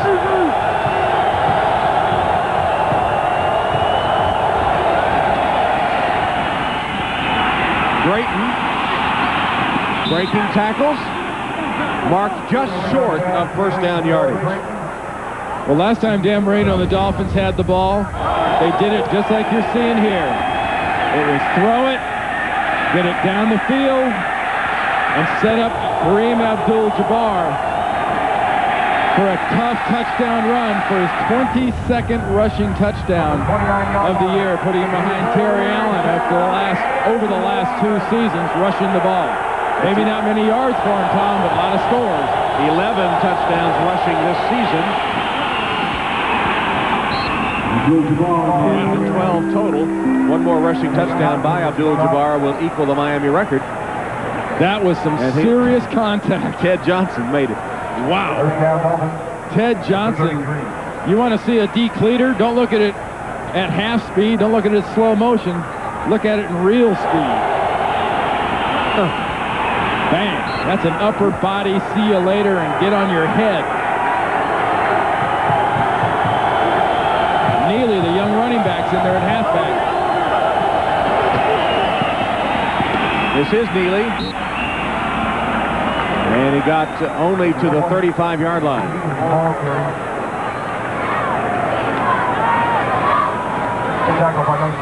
Well, join us Thanksgiving Day for more exciting NFL action. Special time, 3:30 p.m. Eastern with the NFL on NBC.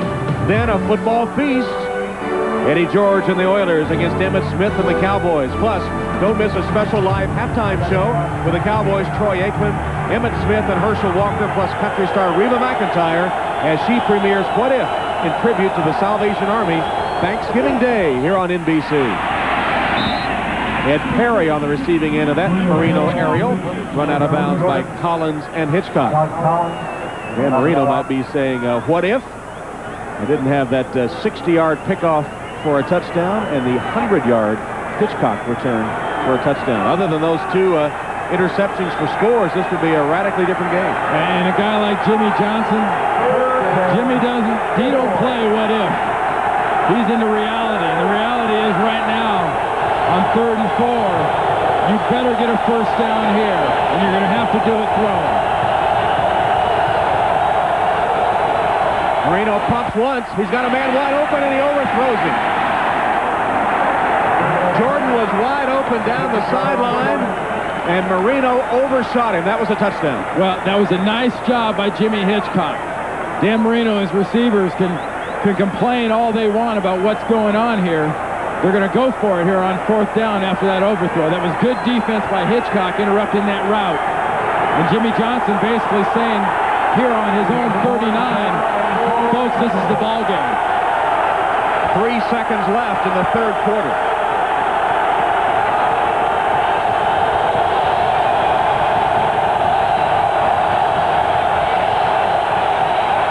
Marino has it. It's close to the first down.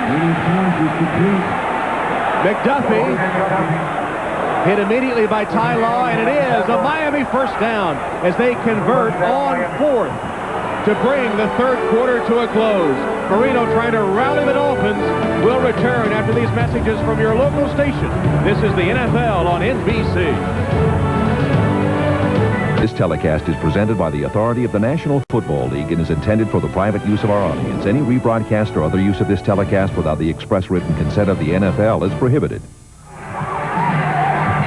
Miami players know two things. Dan Marino knows McDuffie will run right to the down marker, and McDuffie knows he's getting some serious cheese from Dan Marino. That ball comes zipping in there.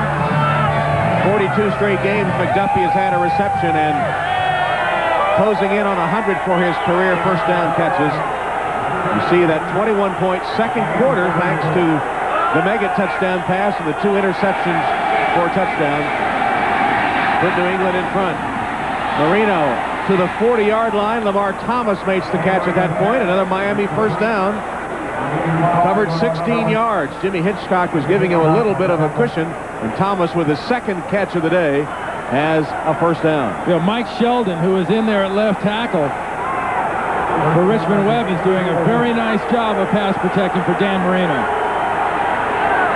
Again time, and again Marino finds the receiver, O.J. McDuffie. Wiggum runs him out of bounds. And they've made another change in that offensive line. Keith Sims is in at left guard, and Bucky, who's been playing the left guard, is now at left tackle, the position he played at Stanford. There you see Bucky at that left tackle spot, 77.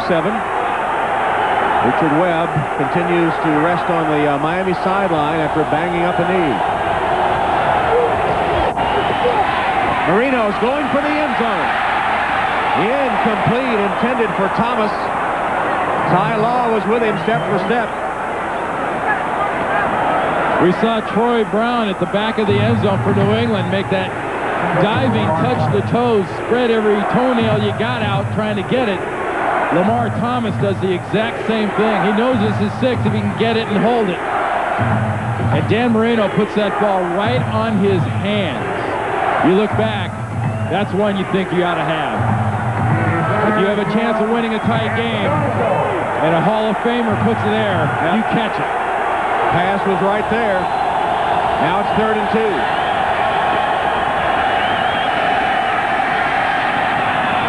It's caught. McDuffie to the 5-yard line and just inside. Complete to O.J. Willie Clay chased him down, but McDuffie works his magic again, this time for 27 yards. And something Pete Carroll is seeing his defense be victimized a little the last 2 possessions by Miami is the yards after the catch. Marino getting the ball to O.J. McDuffie there, and McDuffie getting some nice blocking and cutting across the field for the yards. First and goal from the 5. Abdul-Jabbar. Nowhere to go. Flags are down. There's flags down. Chris Canty made the stop. Jarris McPhail, actually, the ball carrier. Offsides. Number 53 of the defense. Half a distance to the goal. Repeat first down. Chris Slade, the offside. Remember, in the first half, this is a defense that somehow, some way, found a way to get it done and make the plays. And Dan Marino, McDuffie take advantage of a zone defense. McDuffie running across the field for those yards, and then picking up a few extra yards on the offsides by McGinnis. Or Chris Slade. Still first and goal. 12th play of the drive. Abdul-Jabbar just short of the goal line. Didn't quite get in. Chris Sullivan prevented the touchdown.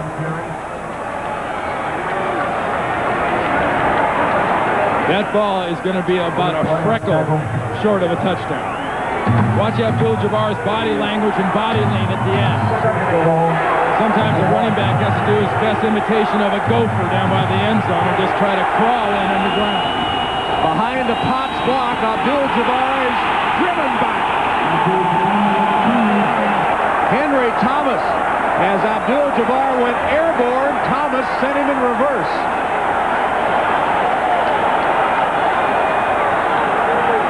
That's a little bit of the size or lack thereof working against Abdul-Jabbar.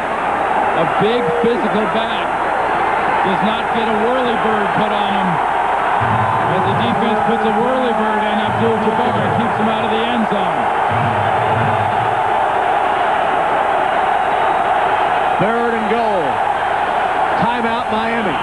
No need to hurry for Dan Marino in this offense. This is 2 downs. You don't kick a field goal here.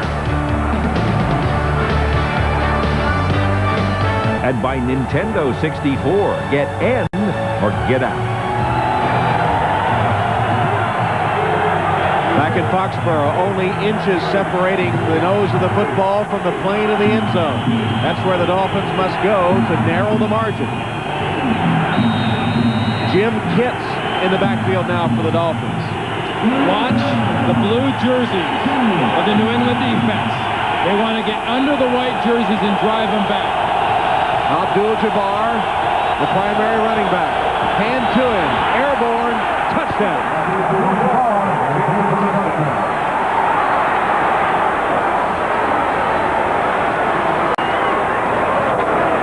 And with that score, Abdul-Jabbar ties the Miami record, 12 rushing touchdowns in a season. You need a reason to jump and a place to jump to, and the offensive line gives Abdul-Jabbar a great aiming point. Because most of the interference is blocked down. You saw Ted Johnson coming over to the top, jarred that ball loose a little bit from Jabbar. He recovers and scores. He really nearly lost the football. Made's extra point, a knuckleball, but it gets through there. It didn't look good, but it will count. Impressive 14-play, 80-yard drive, and the Dolphins within 10.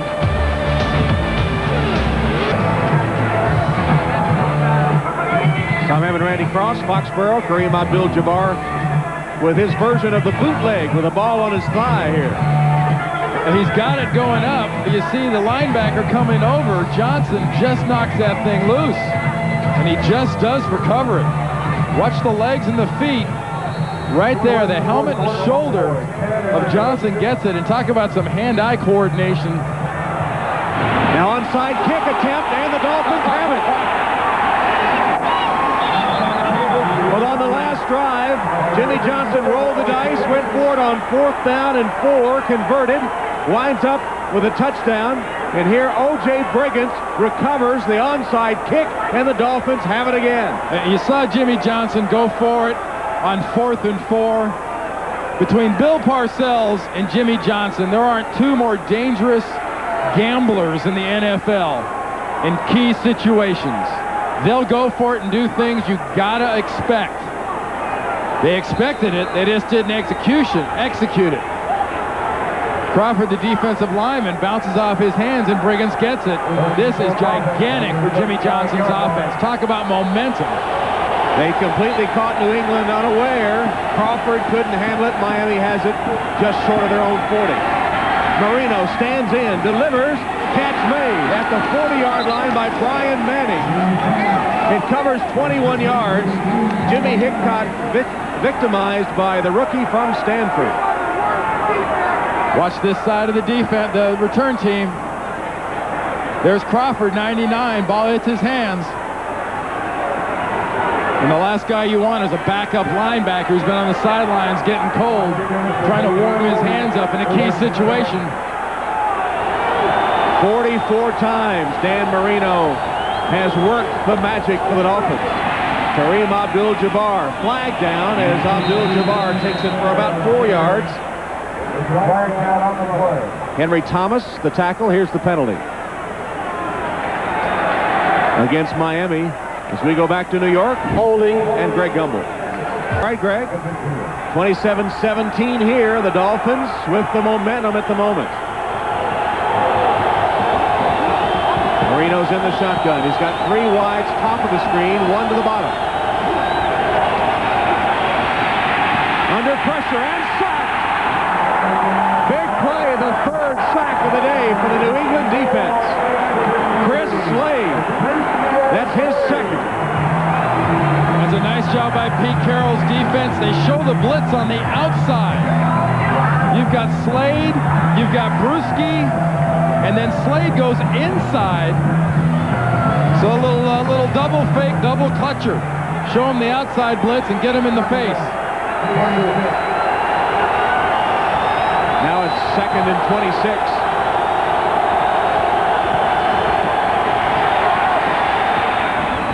Short completion to McPhail. Jarris McPhail to midfield. It'll set up a 3rd and long.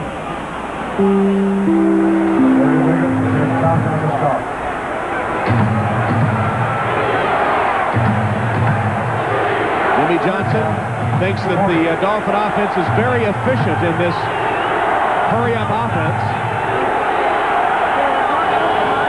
And it's worked for them here so far. Marino. Nice catch by McDuffie. McDuffie went upstairs and has it for the 1st down. You talked about the veteran receiver knows how much he needs. Did he ever do it again? 21 yards. Well, I tell you what, he catches that. You talk about receivers catching the ball with his hands. He caught that ball with the tips of his fingers. 1st down Miami just inside the New England 30-yard line.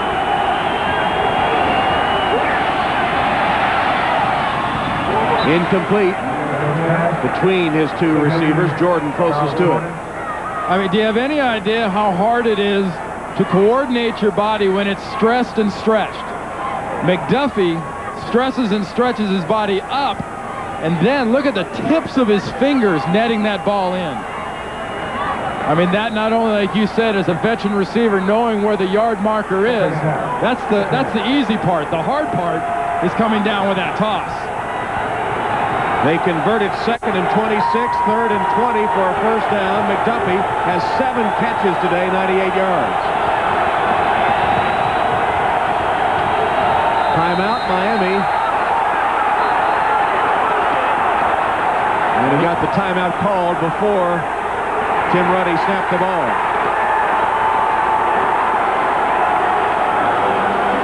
New England clinging to a 10-point lead.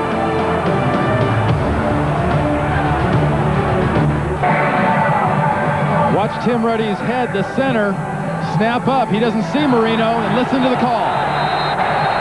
See, so that whistle is being blown clearly before that ball is snapped, but Marino didn't have the opportunity to assume in this case that Ruddy wasn't going to deliver that ball. Meanwhile, Marino has passed for 305 yards, the 55th 300-yard passing game of his career. And there is more yardage. A flag is down.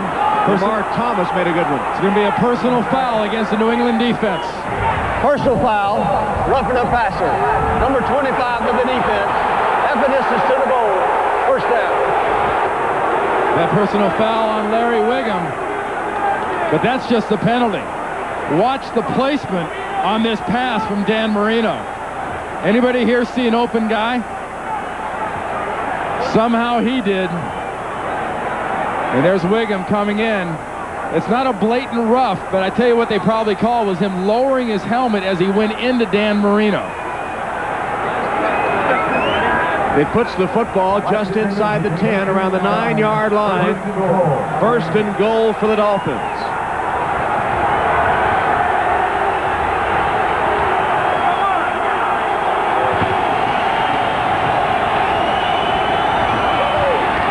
Plenty of time for Marino.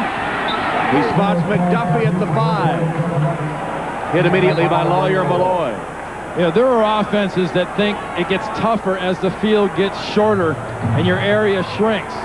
Jimmy Johnson's quarterback, Dan Marino, seems to get more confident and has that sort of a shark's blood in the water type smell when he gets near that goal line. You know, short field? I don't know no short field. I know touchdowns. Potts and Abdul-Jabbar in the backfield as Marino changes the play.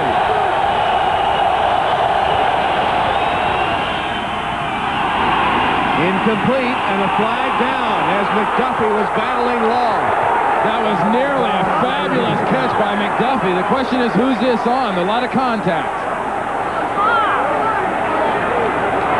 Pass interference. Number 24 of the defense in the end zone. First down from the 1. Ty Law called for interference. First and goal, 1-yard line. Watch the contact. Never turns back, never sees the ball, and runs into McDuffie. And for all that, watch McDuffie still reach around and almost make that catch.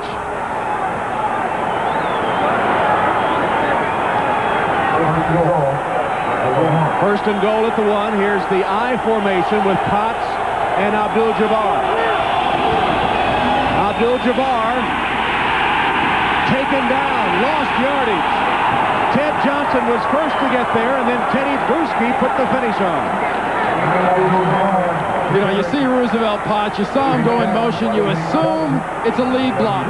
Watch Ted Johnson just run right through on a read. He studied, he knows there's an opening and there's a hole, and there's no one to block Ted Johnson. Great linebacker instincts on a critical play for this defense. Now's the time Ted Johnson and this defense needs to bow up and do something for Pete Carroll and his coaching staff. Second and goal from the 3. Pitch the ball. Abdul-Jabbar. No. Stop. Thomas and Slade. Jimmy said, all right. I know. We got there throwing, and we've run 2 runs in a row, and this New England defense has dissed both of them. First Ted Johnson, and in this case, you got to give the whole defense on that side credit. All right, Dan, do it your way.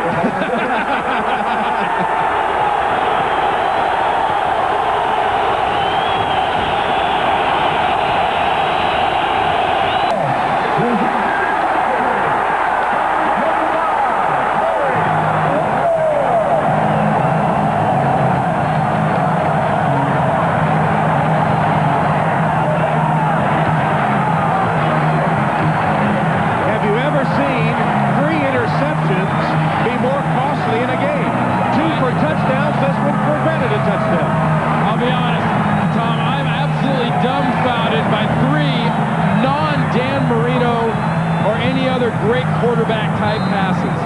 That was a rushed, panicked, last-ditch, not very smart decision by Dan Marino that cost his team again.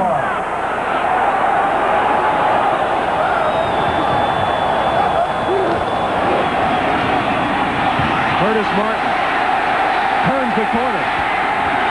Has nearly 10 yards. Run out of bounds by Buckley.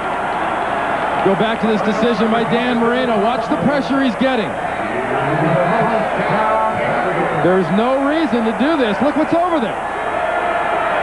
There is nothing but trouble again. Last time he threw it there, he found Hitchcock, who took it back 100 yards. Throws it in the same area.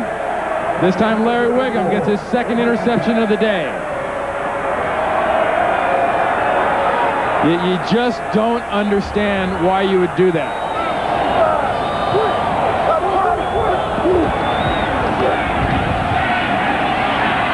Martin trapped, taken down for a loss. Dan Marino's on the phone, and he's going to watch a New England offense that has got a running back in Curtis Martin that you can say the rushing game hasn't worked at times this year, but one time it does work is the fourth quarter. Well, Dan Marino is steamed. Inside and out. 3 interceptions.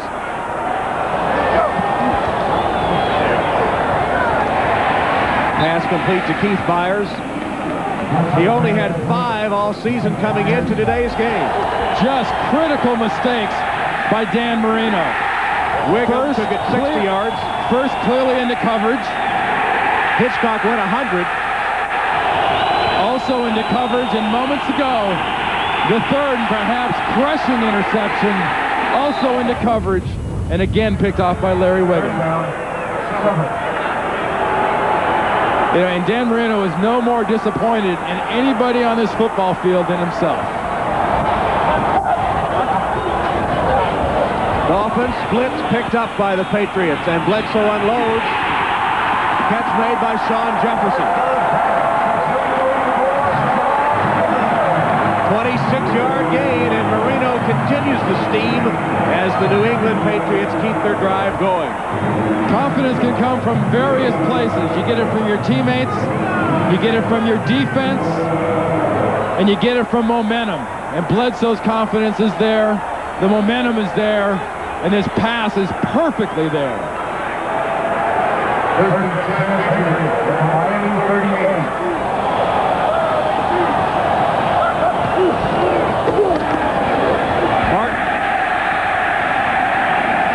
Short of the 30. Zach Thomas, the tackle. The Patriot pass defense rated 9th in the NFL coming into today's game, and thanks to some unwise Marino decisions, they have gotten 3 critical interceptions. The game has turned on those 3 pickoffs. And New England's doing something very wise here, not only getting that great pass on the next to last play, but also they're featuring that man right there, Curtis Martin, leading the NFL in fourth quarter rushing.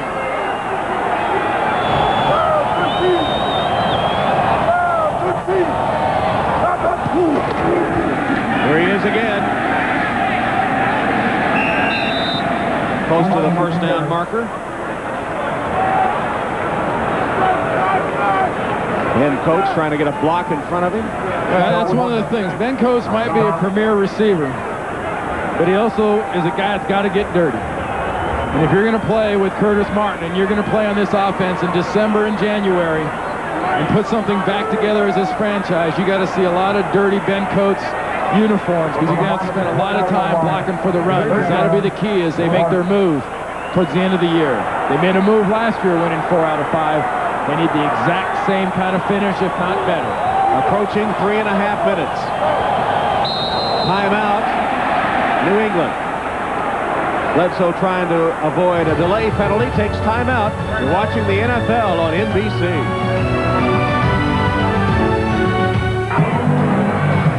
Like a caged beast, Dan Marino continues to stalk the sideline, pacing, undoubtedly distraught with his own play. 3 interceptions today. And no chance at the moment to get back and do something about it. As Curtis Martin continues to chew away yardage and the clock, that'll be close to the first down. Let's see the spot of the football.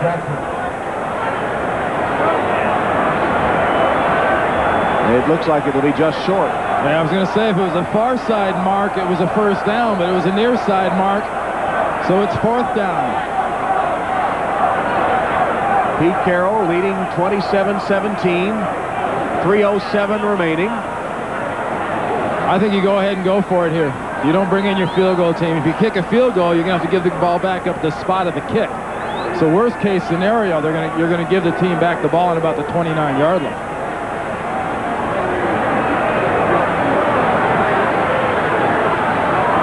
About a 46, 47-yard field goal attempt if they elect to go for it. First, they will measure for the first down.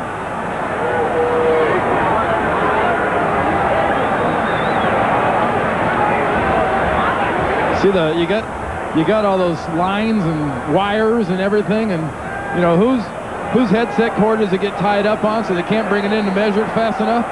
Pete Carroll. Notice he doesn't have his cans on. It's because they got wound up in the line. Well, they're a good yard short of the first down. Field goal or go for it on fourth? You go for it here. You've used some heart. This is a gamble. This, to me, is a big gamble. Vinatieri's got a very nice leg, but these are not ideal kicking conditions. Like I said, if they'd have gone with a far side spot, I think they had it. They went near side spot, and it was short. It's the old right foot, left foot deal. There's the placid Pete Carroll. And another. Give me that hat.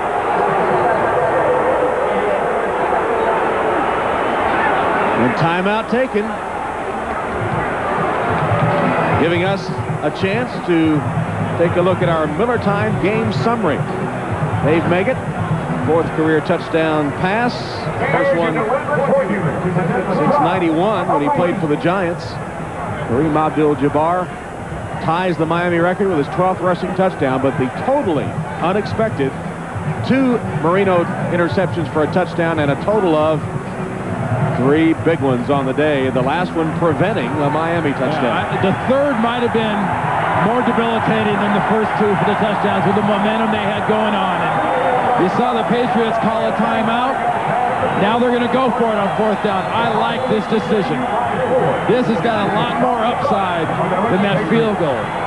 They need a yard.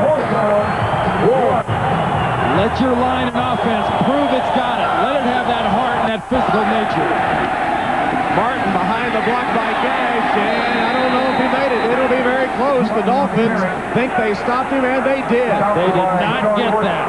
John Wooden, the strong safety, second leading tackler for the Dolphins from Notre Dame, put his helmet right in there and prevented Martin from getting the first down. Yeah, I still like the decision to go for it. Why do you go for it? You got an offensive line that can drive block.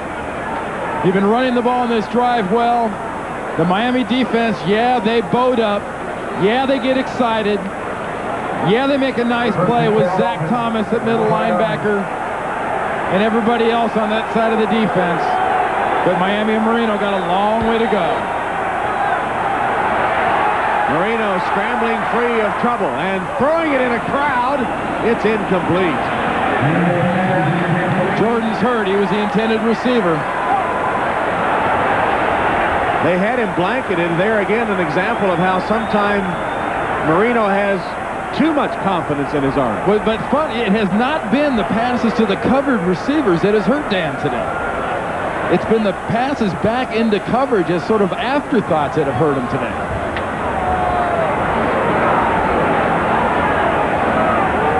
Because, I mean, you know, to a degree, Jordan knows this ball's coming, and he knows where it's coming.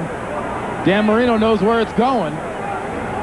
He sees the receiver, and Jordan is open. Yeah, he is. And that ball is delivered, and he should have caught it.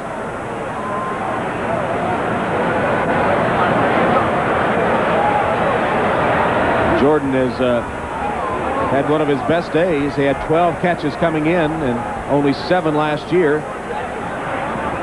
And he is the injured Dolphin. Has 4 catches. That will be on. I love those kids magic love shows, too. magic. I do too. As Jordan goes off the field, Dan Marino's trying to escape from his own jaws of death here in the fourth quarter late, once again in his career of his. Well, they're clamping down pretty hard right now with only 2:31 left, and the Dolphins have only 1 timeout remaining. Caught by Manning. Didn't get out of bounds, though. Has a first down at the 40. Is this guy cool enough, Dan Marino? He's got a little more than 2 minutes to go. He's down by 10 points, and there's no panic in him. Didn't look real cool over there on the sideline last time we saw him. He's back between the stripes. The cool is back. Another decision that he made when he came off his first receiver. He threw it toward McPhail, and Wiggum had a chance for another one, but couldn't get it. Timeout with a 2-minute warning.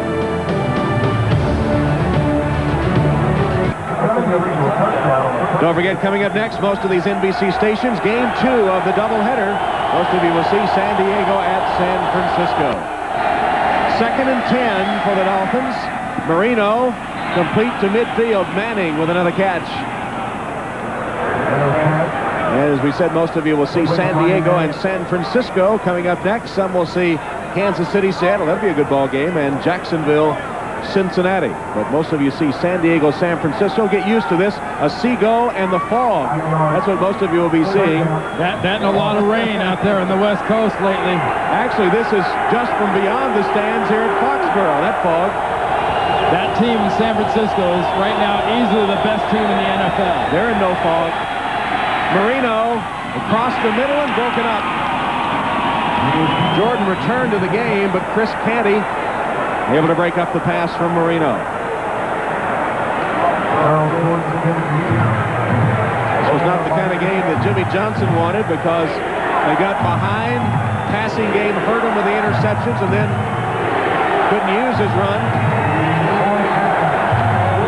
7 defensive backs now for the Patriots, down to a minute 51. There is the run. McPhail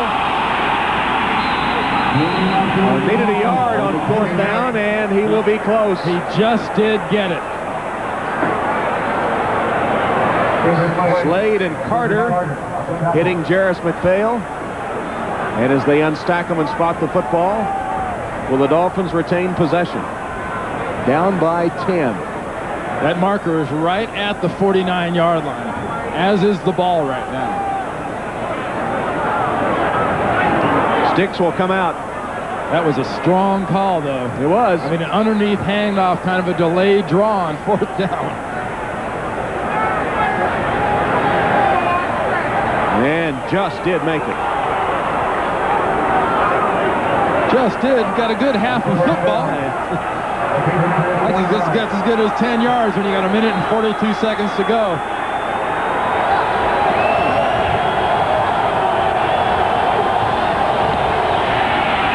Marino steps up, short completion. McPhail broke one tackle, still on his feet to the 34-yard line. Tripped up by Clay and Malloy. It seems like forever that the Dolphins have been in their hurry-up, but it's been their most productive offensive set today. It's helped the pace of this offense and the rhythm of the offense. Incomplete, intended for McDuffie, covered by Wiggum. And when you're in the position Dan Marino and this offense has been in, you're not going to run the ball. There's not much use for Jimmy Johnson's offense to get into a huddle. Communicate with your receivers, get on the ball, and snap it, because you need some serious points fast. –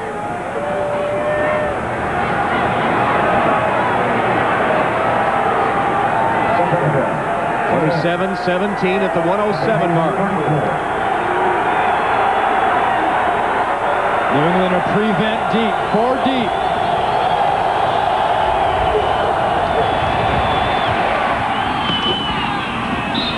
Just short of the first down is Manning. Law got him out of bounds. Clock stops at 1:03. Pete Carroll's defense is lining up a picket fence, if you will, about 15-20 yards past the line of scrimmage. Just standing up there, and the defensive back's rule is deeper than the deepest. You stay behind anybody. No one can get behind you. If they do, it's your fault. Ball at the 25. Dolphins down 10. That'll be a first down. McDuffie out of bounds by Wiggum with 59 seconds left. You know, a lot of times you criticize the defense. It looks like a prevent. You got a 10-point lead. You're not protecting a touchdown. You're protecting 10 points. You keep everything in front of you, You make them do it. You make them eat up the clock. And you don't let anybody behind you. It's exactly what Pete Carroll has taught his defensive players.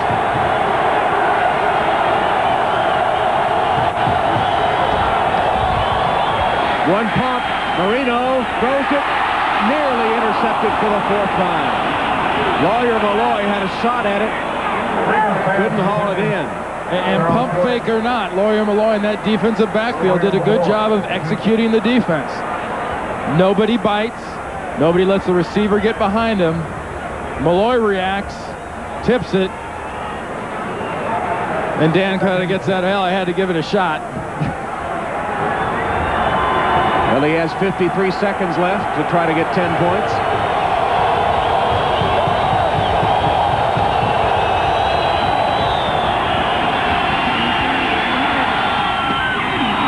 To the 5-yard line is Jordan. 1st and goal, Miami. Clock continues to roll. They have only one timeout left. A quick score here means the hands team, they won't see any linebackers and defensive linemen on the front line this time. Marino looking. Knocked up into the air, still alive, and finally falls incomplete. White shirts, blue shirts, everybody fighting for a piece of the football. That thing, those guys look like 5 or 6 little kids playing with a helium balloon. You know how a kid will hit it and it'll kind of go up and lazily come down. They'll hit it, it'll go back up. There's the first one, 2nd, 3rd, 4th. That thing didn't want to fall down. Manning made initial contact, had a chance to catch it for the touchdown. Marino now has attempted 56 passes, hitting 37, 385 yards.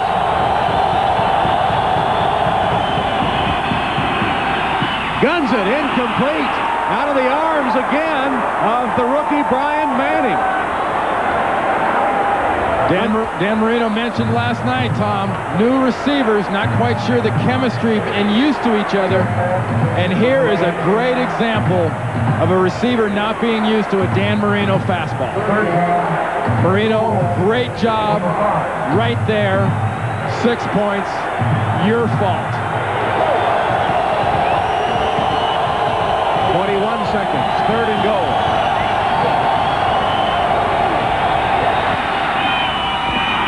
Stop short of the touchdown. Lamar Thomas at the 1-yard line. Dolphins say timeout, only 13 seconds left. Lawyer Malloy prevented the touchdown with a big hit. The second big play by Lawyer Malloy. First one, he didn't let a receiver behind him, and he tipped that one. He keeps the receiver in front of him, closes from the safety position, and you want to talk about an attitude right at the goal line. You know, I mentioned earlier this team had to show the heart. This team had to show a lot of things today. This defense has got enough heart with the plays it's made today for 2 football teams. The New England Patriots had their courage, their heart challenged by everyone coming into this game. And they have responded with 13 seconds left, and the Dolphins out of timeouts. Patriots protecting a 10-point lead. Final in New York now. The Jets have beaten the Vikings 23-21. So the day could finish with Parcells and the Jets in sole possession of first place in the AFC East. And this is a critical game for these New England Patriots because they've got some tough ones coming up with Jacksonville, Pittsburgh, and then Miami again the last week of the season. Marino needs 1 completion to equal his career high, but he would rather have it for a touchdown. They're going to try to run it in, and they do. Kareem Abdul-Jabbar with another touchdown, his 3rd of the game, and 13th rushing touchdown of the season. Well, it was the time that is a critical difference here. You get in with 40, 35 seconds to go or so, your onside kick can be very effective and a chance for that field goal. The extra time has doomed these Dolphins. They'll still kick the onside kick, but watch the personnel the Patriots put on the field for the hands team. Be all running backs and wide receivers. Monte's extra point is good. It's a 3-point game, but only 10 seconds remain.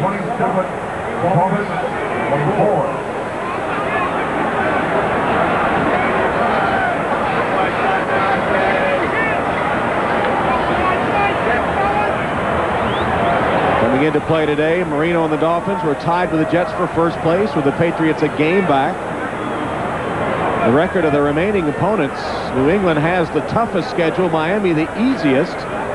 It could come down very easily to that last game of the season, New England at Miami, but the Jets, the wild card in this thing, they're going to come out of today's play, apparently, if the Patriots can hold on, in first place in the AFC East. And with the Jets' record in the division, the Jets need to finish ahead.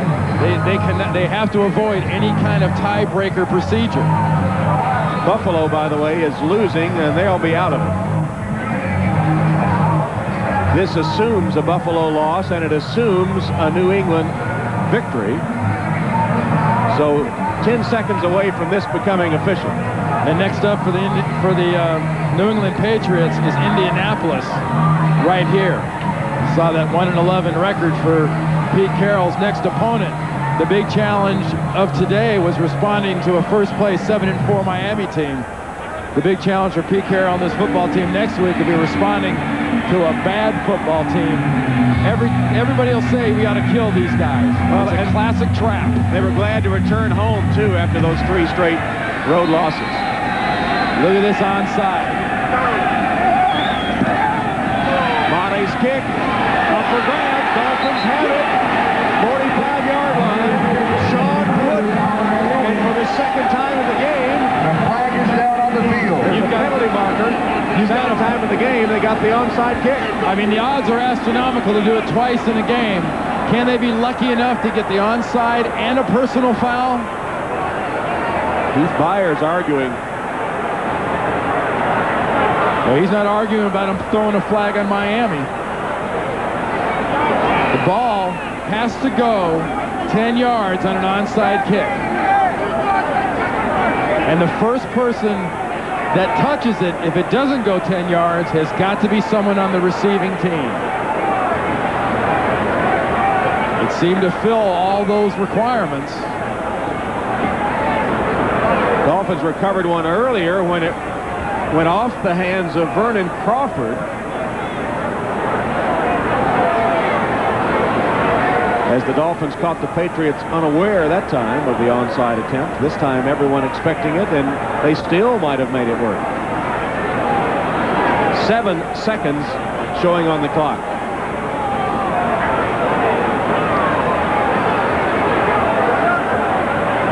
Three-point game, 7 seconds left. This flag was thrown very late. It was thrown after the recovery.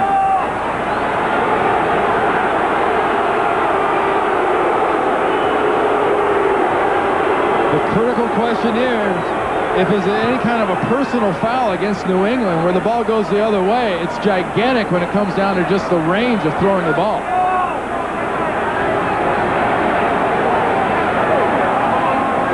Discussion continues, Jerry Austin and his crew.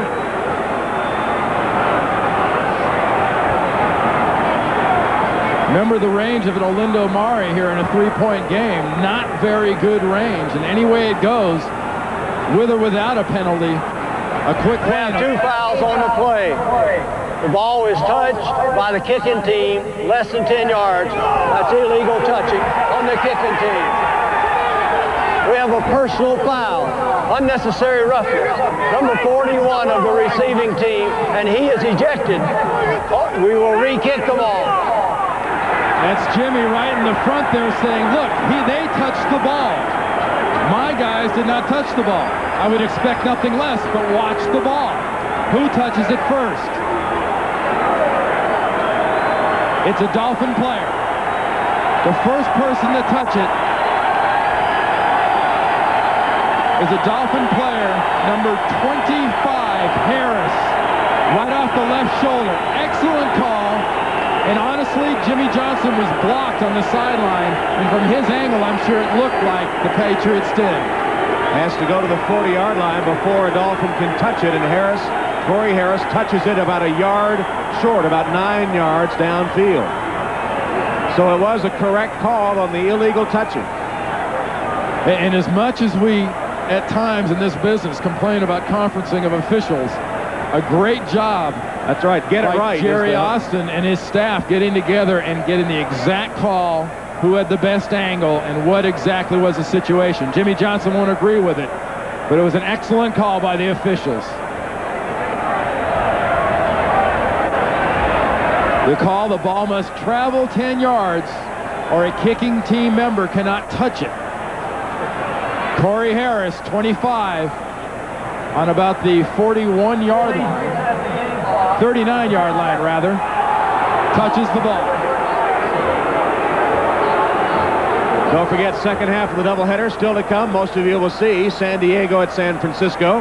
Others will see the Chiefs and the Seahawks, or the Jaguars and the Bengals. Game 2 coming up next. They have put 3 seconds back on the clock, 10 seconds. Jimmy Johnson still down a field goal. New York Jets have already won.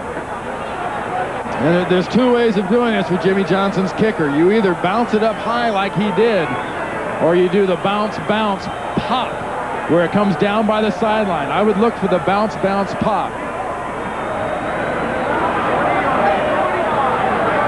So Keith Byers, who was arguing vehemently, you saw in the picture with Jerry Austin, called for a personal foul and ejected from the game. And they'll re-kick with the 2 fouls.